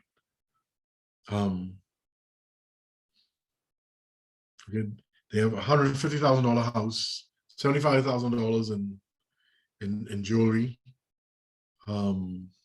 very little savings, cash savings, or stocks, bonds, mutual funds. Anyway, they are not liquid, of course. And in my opinion, if you got $75,000 worth of jewelry with no investments, that's a problem right there. That's a major problem right there. Because you're not even liquid per se to have money on hand. But there's no way nobody should have no $75,000, and your home is only worth $150,000. Okay, so you it that would cause you to begin asking questions, right? Yeah, that don't make no sense, man. Okay, so let's dive deeper. Okay, what if they inherited that most of that 75,000? Let's say 70,000 of that was inherited. All right, you mean the jewelry? The right? jewelry, yes. Okay, if you have 75,000 in regards to jewelry, right? That's a sort of like an investment that you can lean on. I can understand that, right? First of all, I would hope that they would have that insured and have that in some form of safekeeping with a local financial institution. Yeah, they do have it insured. I think one of the things I said up front, you may not have heard it, and I may not have repeated it, but the jewelry was insured. Oh. See, and I go back to what I said, do not judge a book by its cover. Okay, and then you see something that may look kind of like negative. Why did this person spend $35,000 on jewelry, right? That isn't the question you want to ask this client. You may say, wow, $75,000 worth of jewelry. That's a lot of jewelry. And so then that might prompt the person to say, oh yeah, 70,000 of that, or all of that was left to me by my grand aunt in Ohio, right? And So it doesn't necessarily reflect negatively. For example, it could, because if the person has spent a bunch of their money on $75,000 worth of jewelry, I question that person's mindset. Yeah. Okay, but now if this is a case where they've inherited it, okay, and particularly where they have it insured, it shows me that this person, from a financial perspective, understands the value of the gift that was left to them by this relative, and so they have it insured in case it's lost. They won't be at a loss. So they're smart enough to get it insured. Okay. Now the thing about it is they may be holding on to it for sentimental reasons. They may say, well, my aunt left it for me, so I don't really want to sell it and put it in some other worthwhile investment that will gain capital over time or appreciate in value over time, right?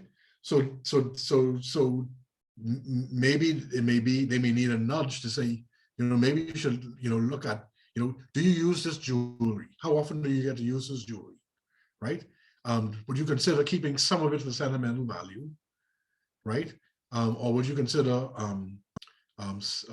disposing of it through sale, right?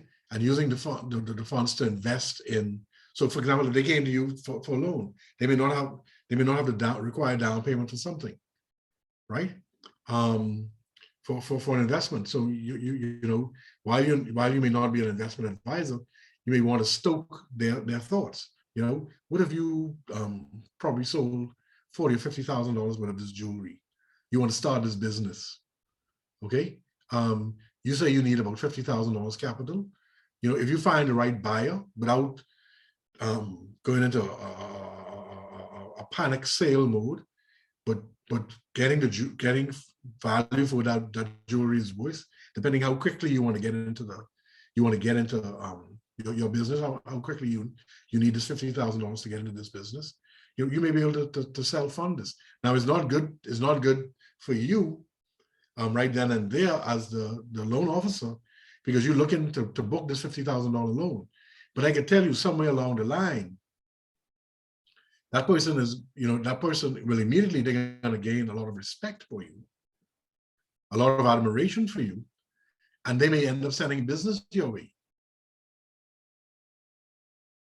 Okay, and so sometimes not get into business can help you get much more business later on, because she may not give you that $50,000 business, but she may send 5 people to you with $30,000 for $30,000 loans. So instead of getting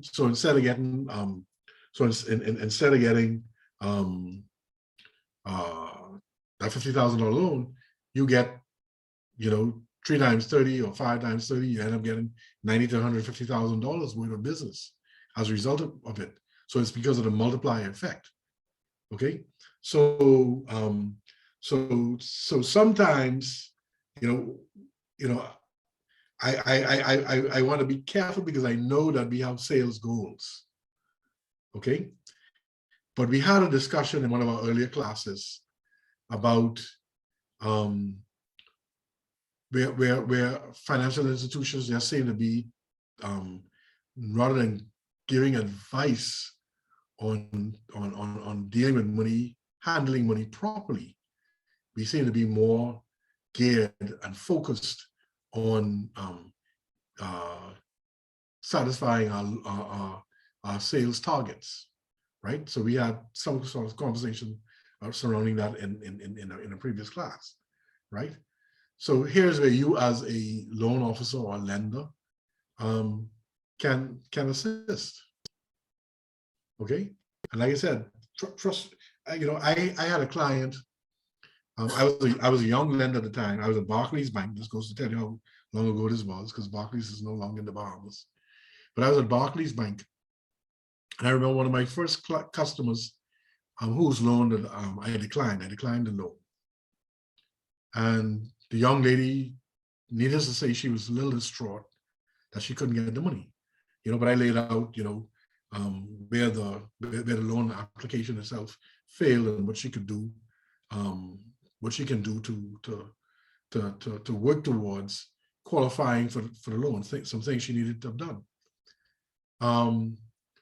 It probably was like 10 or 15 years later, she recognized me somewhere.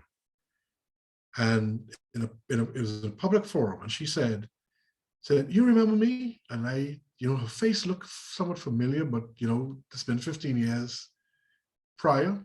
And I've seen a lot of people. So, while she might remember me, especially since I'm the one who declined the loan, she might remember me. I may not remember her because, I deal with a lot of loan applications, a lot of people, but the face was familiar. And I said, "No." She said, "Yeah, you declined my loan." Man, a lump came in my throat because there were people around, right? She said, "Yeah, so you work at Barclays Bank and you declined my loan, right?" And I was like, "Okay, what coming next?" Okay. And she said, "And I want to thank you because you told me some things I needed to do." She said, "And as a result, I have my own business." She said, "I was working for somebody back then. Said you gave me some ideas, and so she did not send me any business as a result of it that I'm aware of. But even when I declined the loan, because I gave her alternatives and I was helpful, right? She remembered that, and so when she saw me and recognized me years later, she brought it up and told me how, and that made my day because I was about to say, "Boy, ground open up and swallow me right now." Okay, I know earthquakes happen in the Bahamas, but earthquake you need to happen right now because this woman about to embarrass me big time because people around, and she ain't talking soft, right? She ain't qualified. She ain't qualified, Mr. Norris. That's all it is. But if you're in that person's position, put yourself in the position of someone who is looking for a loan, okay, and particularly back in that day, okay. Sensitivities were still high about Barclays Bank being the white man and the big man bank. Barclays being tight. Okay? And I'm fair skinned. And my hair ain't crinkly, my hair straight. So I could pass for an expatriate, light-skinned, white expatriate. Okay, in a flash. Okay, so I'm a loan officer. I am this white man bank. I already have that. Okay, and I'm declining this lady her loan application. Okay, that could have even gone very badly even then. Yeah, okay, that's true. Okay, because she it didn't help that she was from a lower income earning level. Okay, and in the word we use in our day and age, she looked more like jungle type. Okay, so the average person wouldn't even give her the time of day. Even now, if she was to go to before if back then she presented herself, the way she presented herself back then, in terms of first impression, okay, she presented her now, we may have some difficulty with her, whomever sees her, okay, but all human beings are human beings and must be treated with respect and dignity. That's what I was taught. That was what Barclays also, you have to follow the procedures. Okay. I gave her the time of day. It was a legitimate request.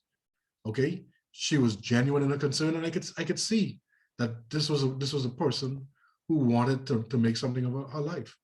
And so that is why even more so, I spend the time to say, even I was very junior. I was probably only a few months into being a loan officer, okay, in the loan department, okay.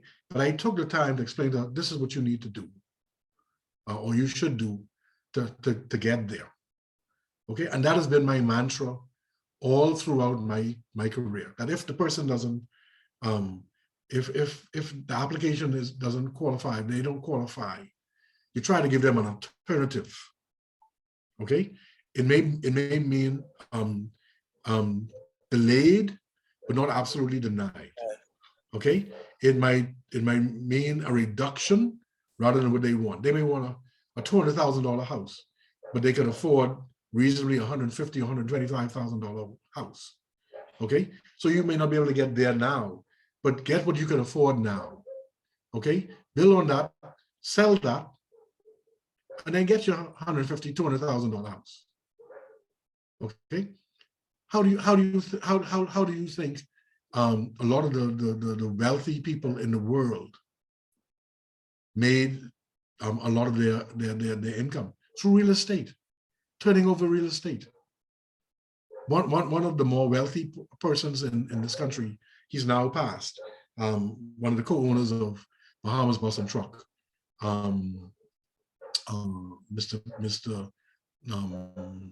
Sands. Okay, Mr. Sands' wife. I happened to be in a forum where she was talking with some of her friends, and she was saying, she's saying, I don't say with Wade, I don't get used to any house.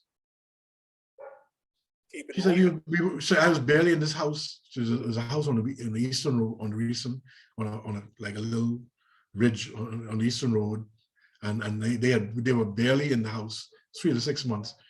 Say Wade came one time and say, oh, by the way, we got to move because I've sold the house.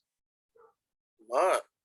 Okay, so what he would do is he would look for deals on real estate, fix it up and flip it. Yep. Okay. The last that I know of him, him and a good friend of his, who also happened to be a good friend of my wife's, because they attended the same church when my wife was a teenager. They had, expensive properties. The last that I know of was on PI. Okay, so they kept, flipping and flipping and flipping until they get to where they wanted to be by turning over real estate, and real estate is a major source of wealth, earning, and wealth development for most, if not all, of our wealthy people. Donald Trump, for all of his faults and failures, his father before him and him were real estate developers. Mr. Norwich. So we need to learn from these things and employ them when we are dealing with our clients and also in our own personal lives. Go ahead. You had a question or comment? I won't pick your brain now. Oh my goodness. In regards to crowdfunding, in regards to the Bahamas, in regards to, and I say in regards to much, real estate. Do we have any platforms here locally where if you're interested in getting in on a project at the smallest level, is there anything available for an average Bahamian, let's just say for about $1,000, maybe $5,000? Anything off the top of your head? Not that I am, excuse me, not that I'm aware of. But that doesn't mean that they don't exist. Yeah. The only one I know publicly is the FTX people, the Arawak, the Arawak X or whatever they call them. Yeah, Arawak X. Yeah. Yeah. And that's, they deal with the larger numbers. I'm sure they are. At one point in time, Sebastian used to do.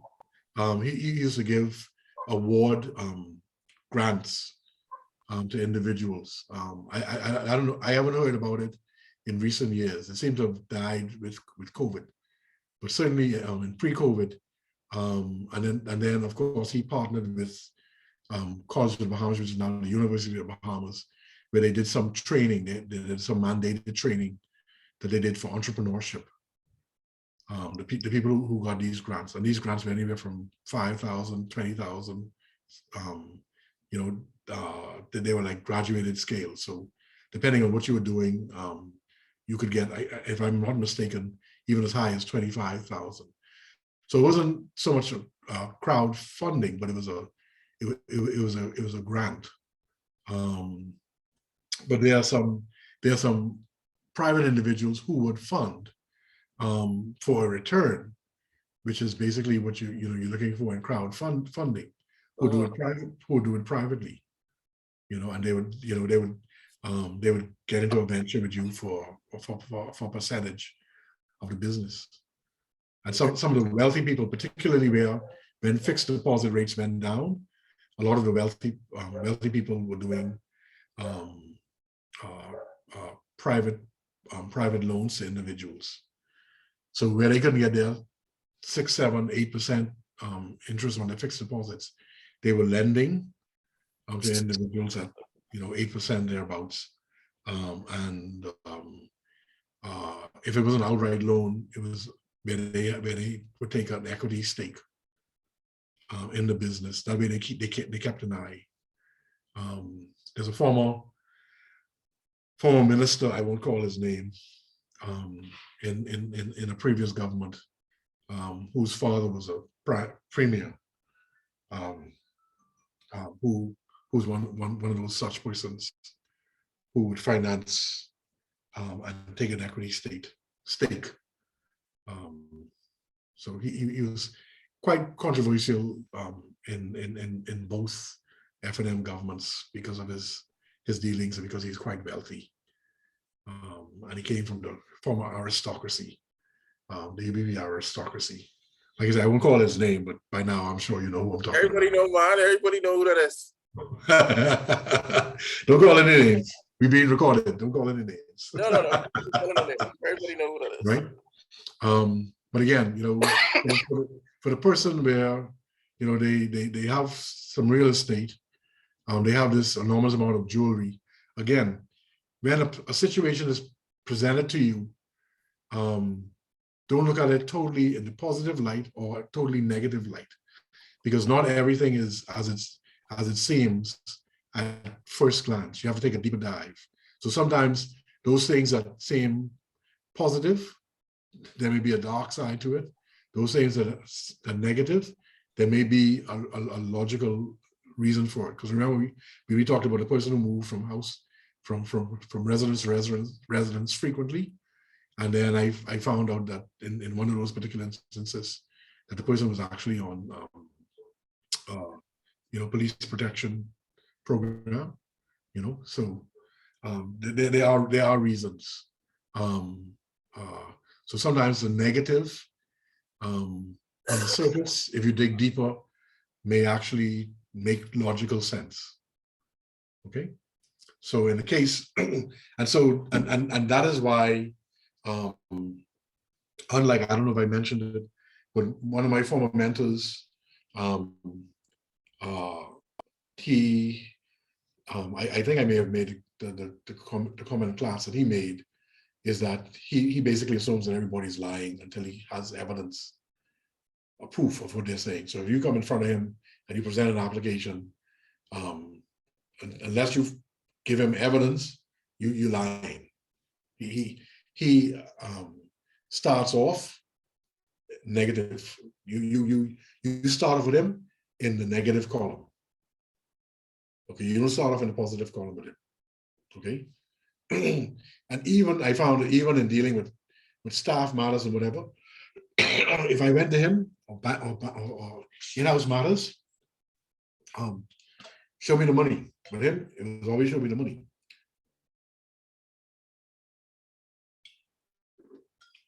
But he made the comment with regard to customers who come to him for an interview.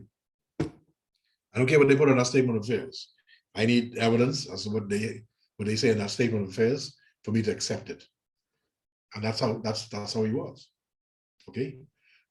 I don't recommend taking that view. I recommend you doing the proper assessment before you make your determination. Okay, so I'm going to say it again. Not everything that looks negative may be negative. It could be negative, but give the person the opportunity to be examined, for you to do a deeper dive into the loan application do your assessment, do it properly, do your investigation, do it properly. Okay? Because not everything that glitters is gold, and not everything that's dirty is mud. Okay? There could be a diamond among that mud, and there could be a devil covered in all that glitter. Okay. So the next one is net worth reasonable for the client's age. Anyway, sorry. Any questions on that before I move forward? Where does net worth come from? No. Okay. I'm good. Okay. Is net worth reasonable for the client's age and lifestyle? Okay. So this will probably take me toward the end of the class. We'll probably end up finishing net worth tonight, but I just want a experience I had, and I think sometimes experience is a better teacher than actually looking at what is written in the books. If we can't apply it to real life or experiences, it doesn't come alive, and sometimes its meaningfulness is lost. Okay, is net worth reasonable for the client's age and lifestyle? What does that mean to you? And any one of you, or any one or more of you, is net worth reasonable for the client's age and lifestyle? Again, if we use the previous example, just because a person could have something and you may consider that they shouldn't have this much in regards to net worth based on their age. It could be some external factor, like, for instance, an inheritance. Yes. Anyone else?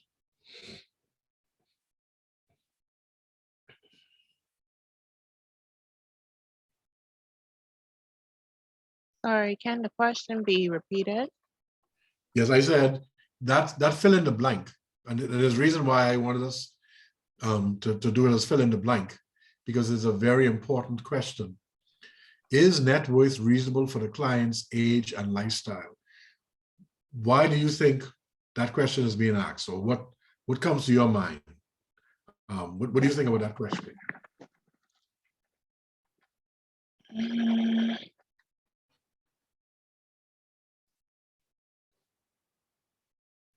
You heard what your colleague said for his response, right?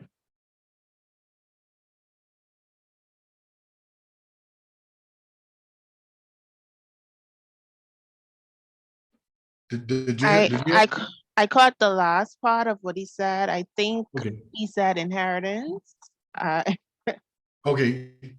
Karen, do you mind repeating your thought? Okay. Please. Based upon what we previously had discussed in regards to where the net worth come from, we examined that we had a scenario where we broke down to 75,000 in regards to jewelry, and it was an inheritance.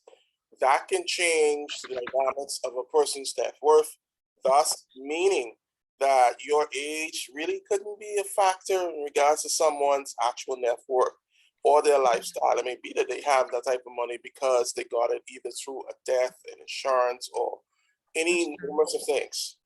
Yes. Yeah, that's true. Okay. So do you have anything similar, or does something else come to your mind when you look at that question?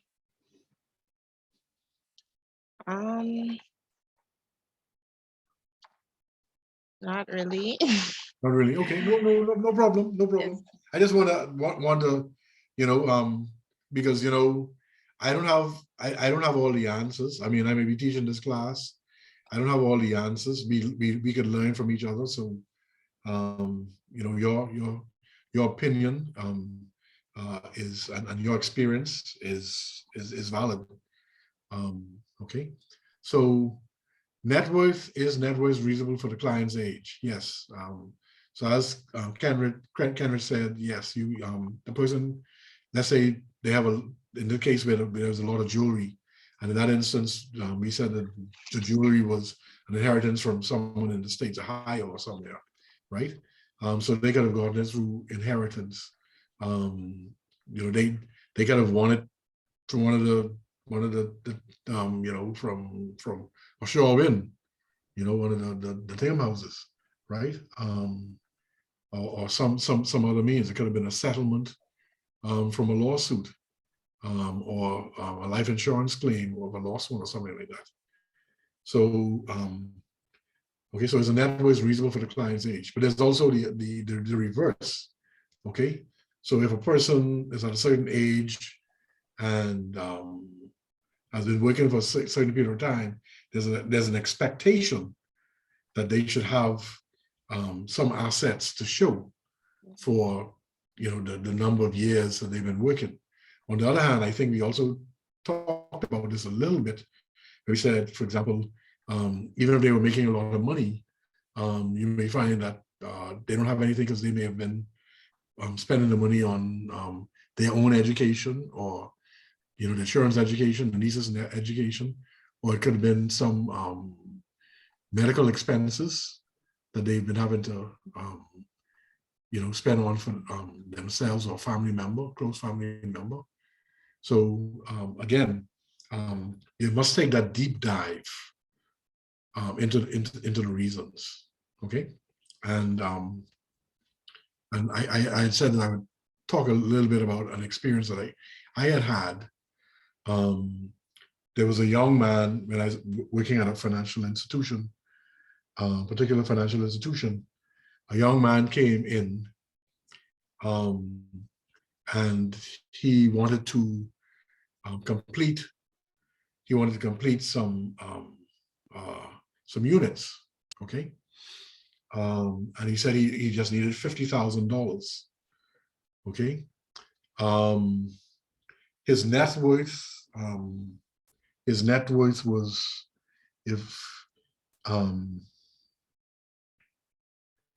we'll begin with, he was about 25, okay?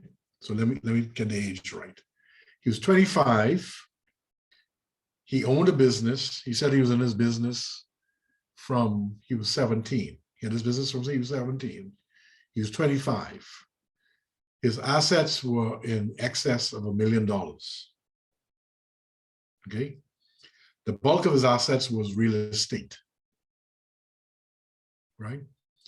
He wanted to finish these. It was in a gated community, and these were like 1 bedroom, 2 bedroom, concrete stone structures. So they were more like standalone apartments, okay? And there probably was about 10 or so of these units, okay? Probably 10 or so of these units.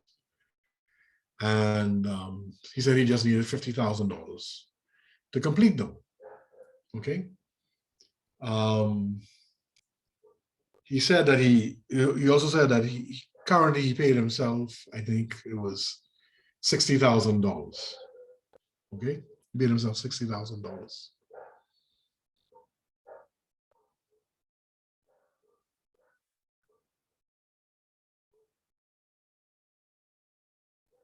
Given that scenario,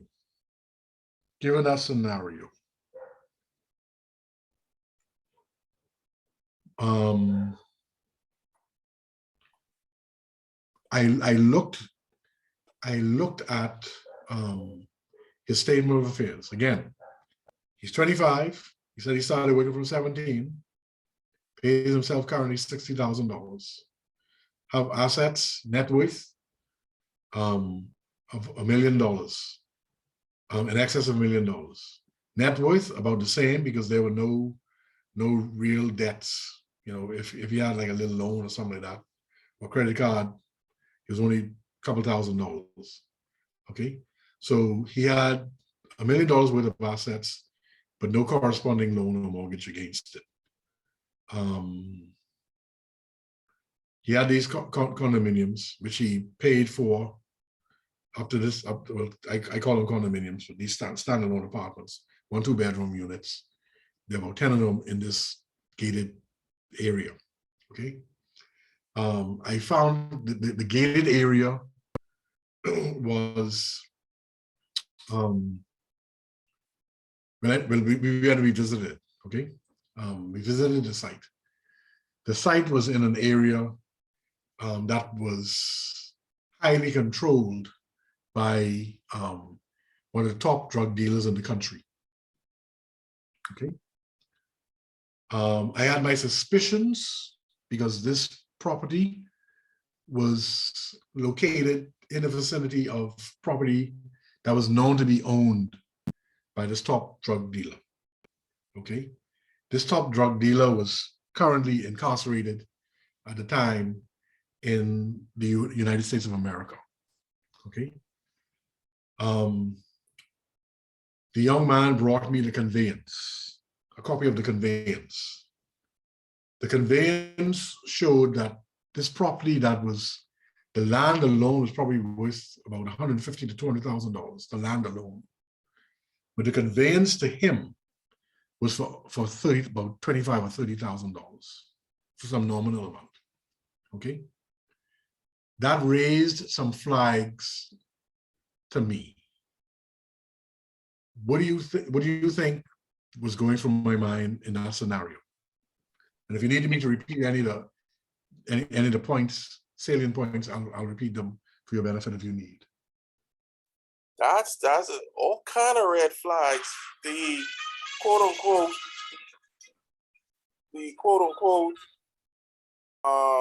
conveyance alone, that amount was too low. And the area in which I always tell people, anytime something don't seem too right and you start looking at things and you seeing them flags, start setting up the signal flares, because that conveyance for me would have been the backbreaker, where I was gonna say, no, thank you. You need to go and get your 50,000 someplace else, because I wasn't gonna entertain that. No way. Yeah. In addition to this, the young man's father was well known to the and was invested in a company owned by one of the top people of the bank. I declined the application and I referred it to our MLRO. Exactly. However, I got a lot of flack from this top level person in the bank, in the financial institution, because the father of this young man withdrew some of his investments. In fact, it withdrew all of his investments. So we lost business from the father, a significant chunk of business from the father. And I was accused of causing us to lose business. Okay. Mr. Knowledge, and it goes back to what you said earlier, when you said that we have a quota to reach, and we got this to reach, and this to reach, and that to reach. But the fact is that if you see the warning signs, it's your responsibility to report your suspicions to the MLRO, and they take it from there. If it's that clear in regards to black and white and management cannot understand, time for me to kick rocks. Because you allow yourself to get caught up in something, guess what's gonna happen? The institution could pay their fine, but the institution will be the very one hang you out to dry. As they always say, water don't settle on hill. It always rolls down to the lowest point. Yes. So what I did was I informed the high-ranking person in the bank of my suspicions. I laid out, I sent the application details, etc., along with my email concerns to the MLRO. That person spoke with the MLRO, and the LMRO agreed that agreed with my position that it was a suspicious transaction, and that she would be filing a report on it. Okay. The thing about it is, when I looked at the name of the person conveying to this young man was the name of this convicted drug dealer. So hold on, I will know why, if he is convicted, why hasn't that property been, or anyway, it depends on when. It was conveyed. If you look at if you looked at the timeline, apparently he knew some things in the works, blah blah blah. So he did some things, and this young man was a conduit of some of his money and assets. But I still think there's some liberty. The young man is a prominent businessman in our community today, with legitimate business, and we allowed that business. When you talk about placement, Larry, we allowed that drug dealer's money to be commingled and placed and become legitimate. But I still think, even in regards to if there was a legal order, if this person was, like you said, they were in the States, they were extradited, it was the government's responsibility to trace any transaction that he had done within the last year, and could actually make a recall and require those particular said assets to come to the government. This is the Bahamas. Yeah, this is the Bahamas. I understand. But I know that's what should have happened. Because anytime, like for instance, from what I understand, and maybe if somebody else can have more information on what was done with Gulf Union's closure. From what I understand, there might have been any persons who may have found out about it prior 5 months, 6 months too, and they had withdrew all of their money. They could actually request that they bring their monies back to Gulf Union even after they had closed. Because I think there's some, I'm trying to remember, and I don't want to say something out of line and not be correct, but I think there is some regulations, some power that central bank does have. Because I do recall that there was a change in regards to after 9/11, there were certain things that automatically clicked in with central bank. Central bank does have some executive power of doing certain things. But anyway, that's neither here nor there. You did the right thing, Mr. Nordich. Well, I won't get mad, get mad. Yeah. Well, I mean, once the MLRO, well, I had the support of my immediate supervisor. My immediate supervisor supported me as well. It probably was best for the financial institution that the father's investment was also withdrawn, because maybe the father was also a conduit. I think so. You see? So that's all. Yeah. So like I said, what really put the icing on the cake was when I actually looked at the name on that conveyance to this young man, and I said, "Isn't this?" And I say, "Is so and so's middle name this?" And the word came back, "Yeah, that's so and so's middle name." I say, "Well, this is one and the same person." When we look at the attached, because you attach your passport to conveyance or whatever it is. Picture, date of birth, same person. See, what we did was, we only had the backing sheet, but what we went and did is we got a copy of a certified copy from the registry. Yeah. Of the actual document. You see? Conveyance for that amount of money. Oh man, you better stop talking.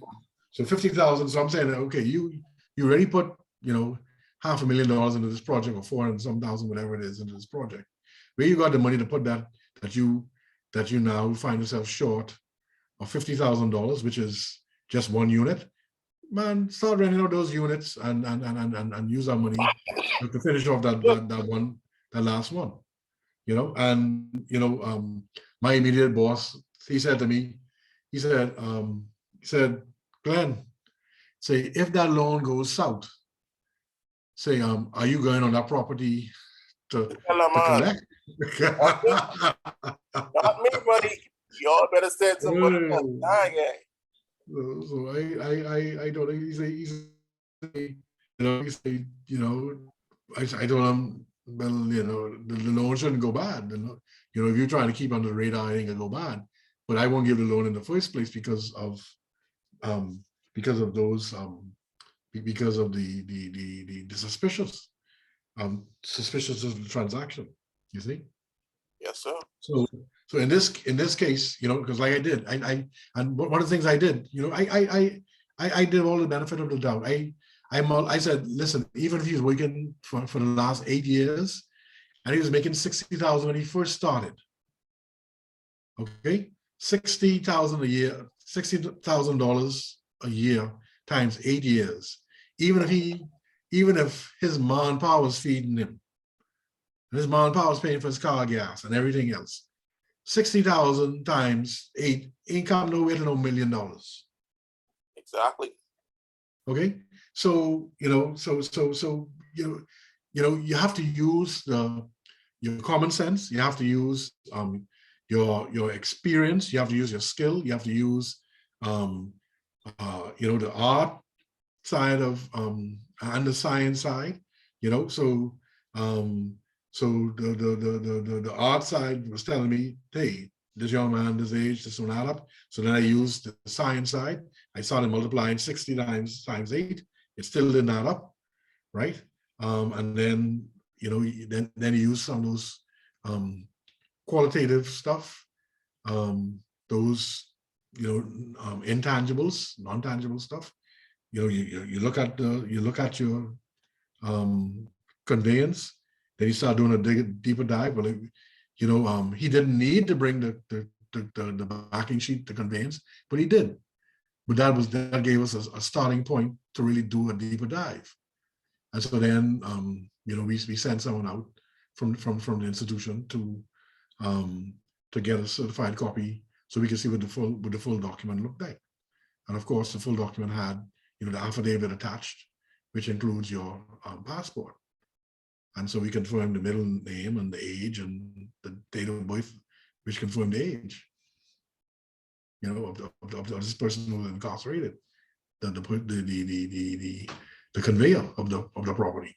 So we looked at the amount, 30,000 versus a property that's $150,000 to $2,000, $50,000 worth. No, come on. Okay, so it didn't add up. Okay. That was an extreme case, but to show you the importance of that statement, is net worth reasonable for the client's age and lifestyle? Okay. The next question: has net worth been increasing or decreasing? Right. This is particularly for those who may have a history with yourselves and coming back to finance or refinance. Are there some things, some assets that they divested of that they had back with their first loan with you or subsequent loans with you that they don't now have? Or is there something increased? So for example, they may have had a 2011 vehicle, now they have a 2014 vehicle. Okay.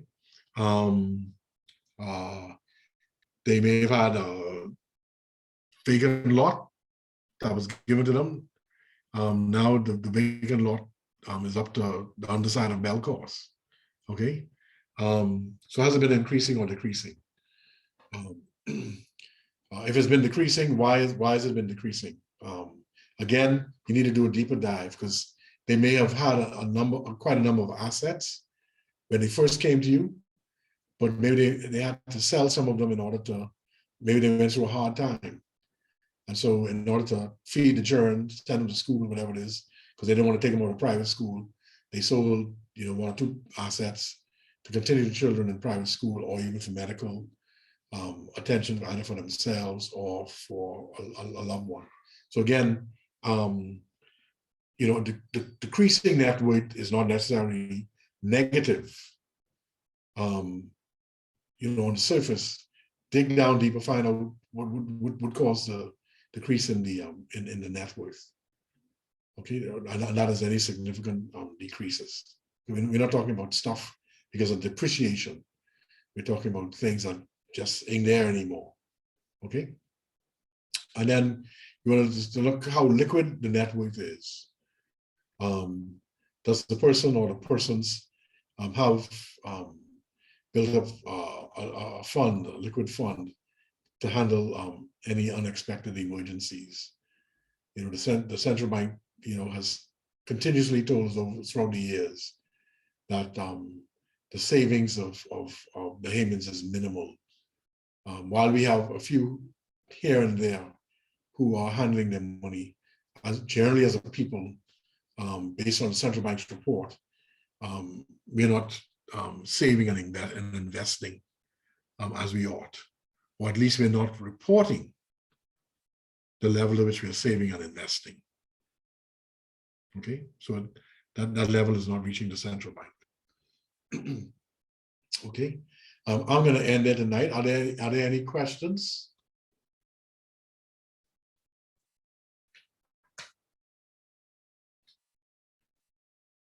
No, that's a lot.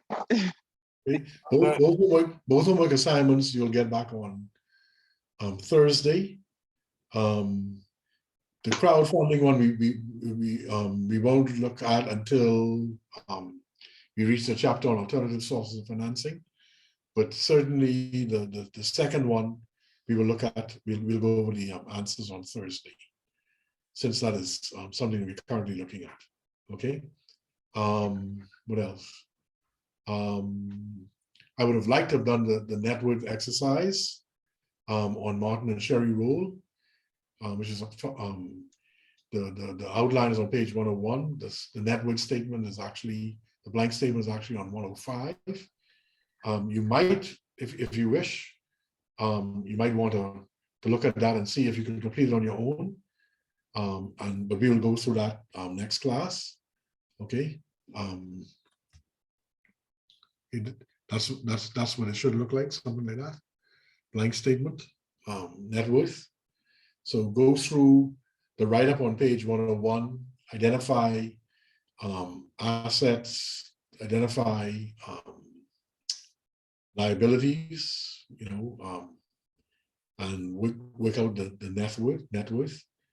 You might want to complete it on a separate piece of paper, or you might want to just complete it initially in pencil, and then we'll go through it in class, and then you could probably then pencil in or pen in which you may have missed when we go through it in class on Thursday. Okay. So continue reading chapter 7. Like I said, chapter 7 is the longest class. It is the meatiest portion of the course. We will probably still be in, not probably, we will still be in chapter 7 next week. Okay, because chapter 7 normally covers about 4 classes. 3 to 4 classes. Okay, we are a little behind, but we after this we should be able to make up, because I want to make sure we're grounded and we understand, some of these things up front, rather than having to come back and do it over again. Like someone says, if it's worth doing right, it's worth doing right the first time. So I'm going to spend time making sure we got it down, like they say, back. So going forward, it'll be so much more easy for us, hopefully. Okay. Okay. Again, I open the floor to any questions or comments before we sign off. No, sir, I don't have any, at least. I'm good, sir. Okay. All righty. I'm so, good. You all have a good rest of the evening. And I'll see you again on Thursday. Okay, good evening. Good evening, all. Good night.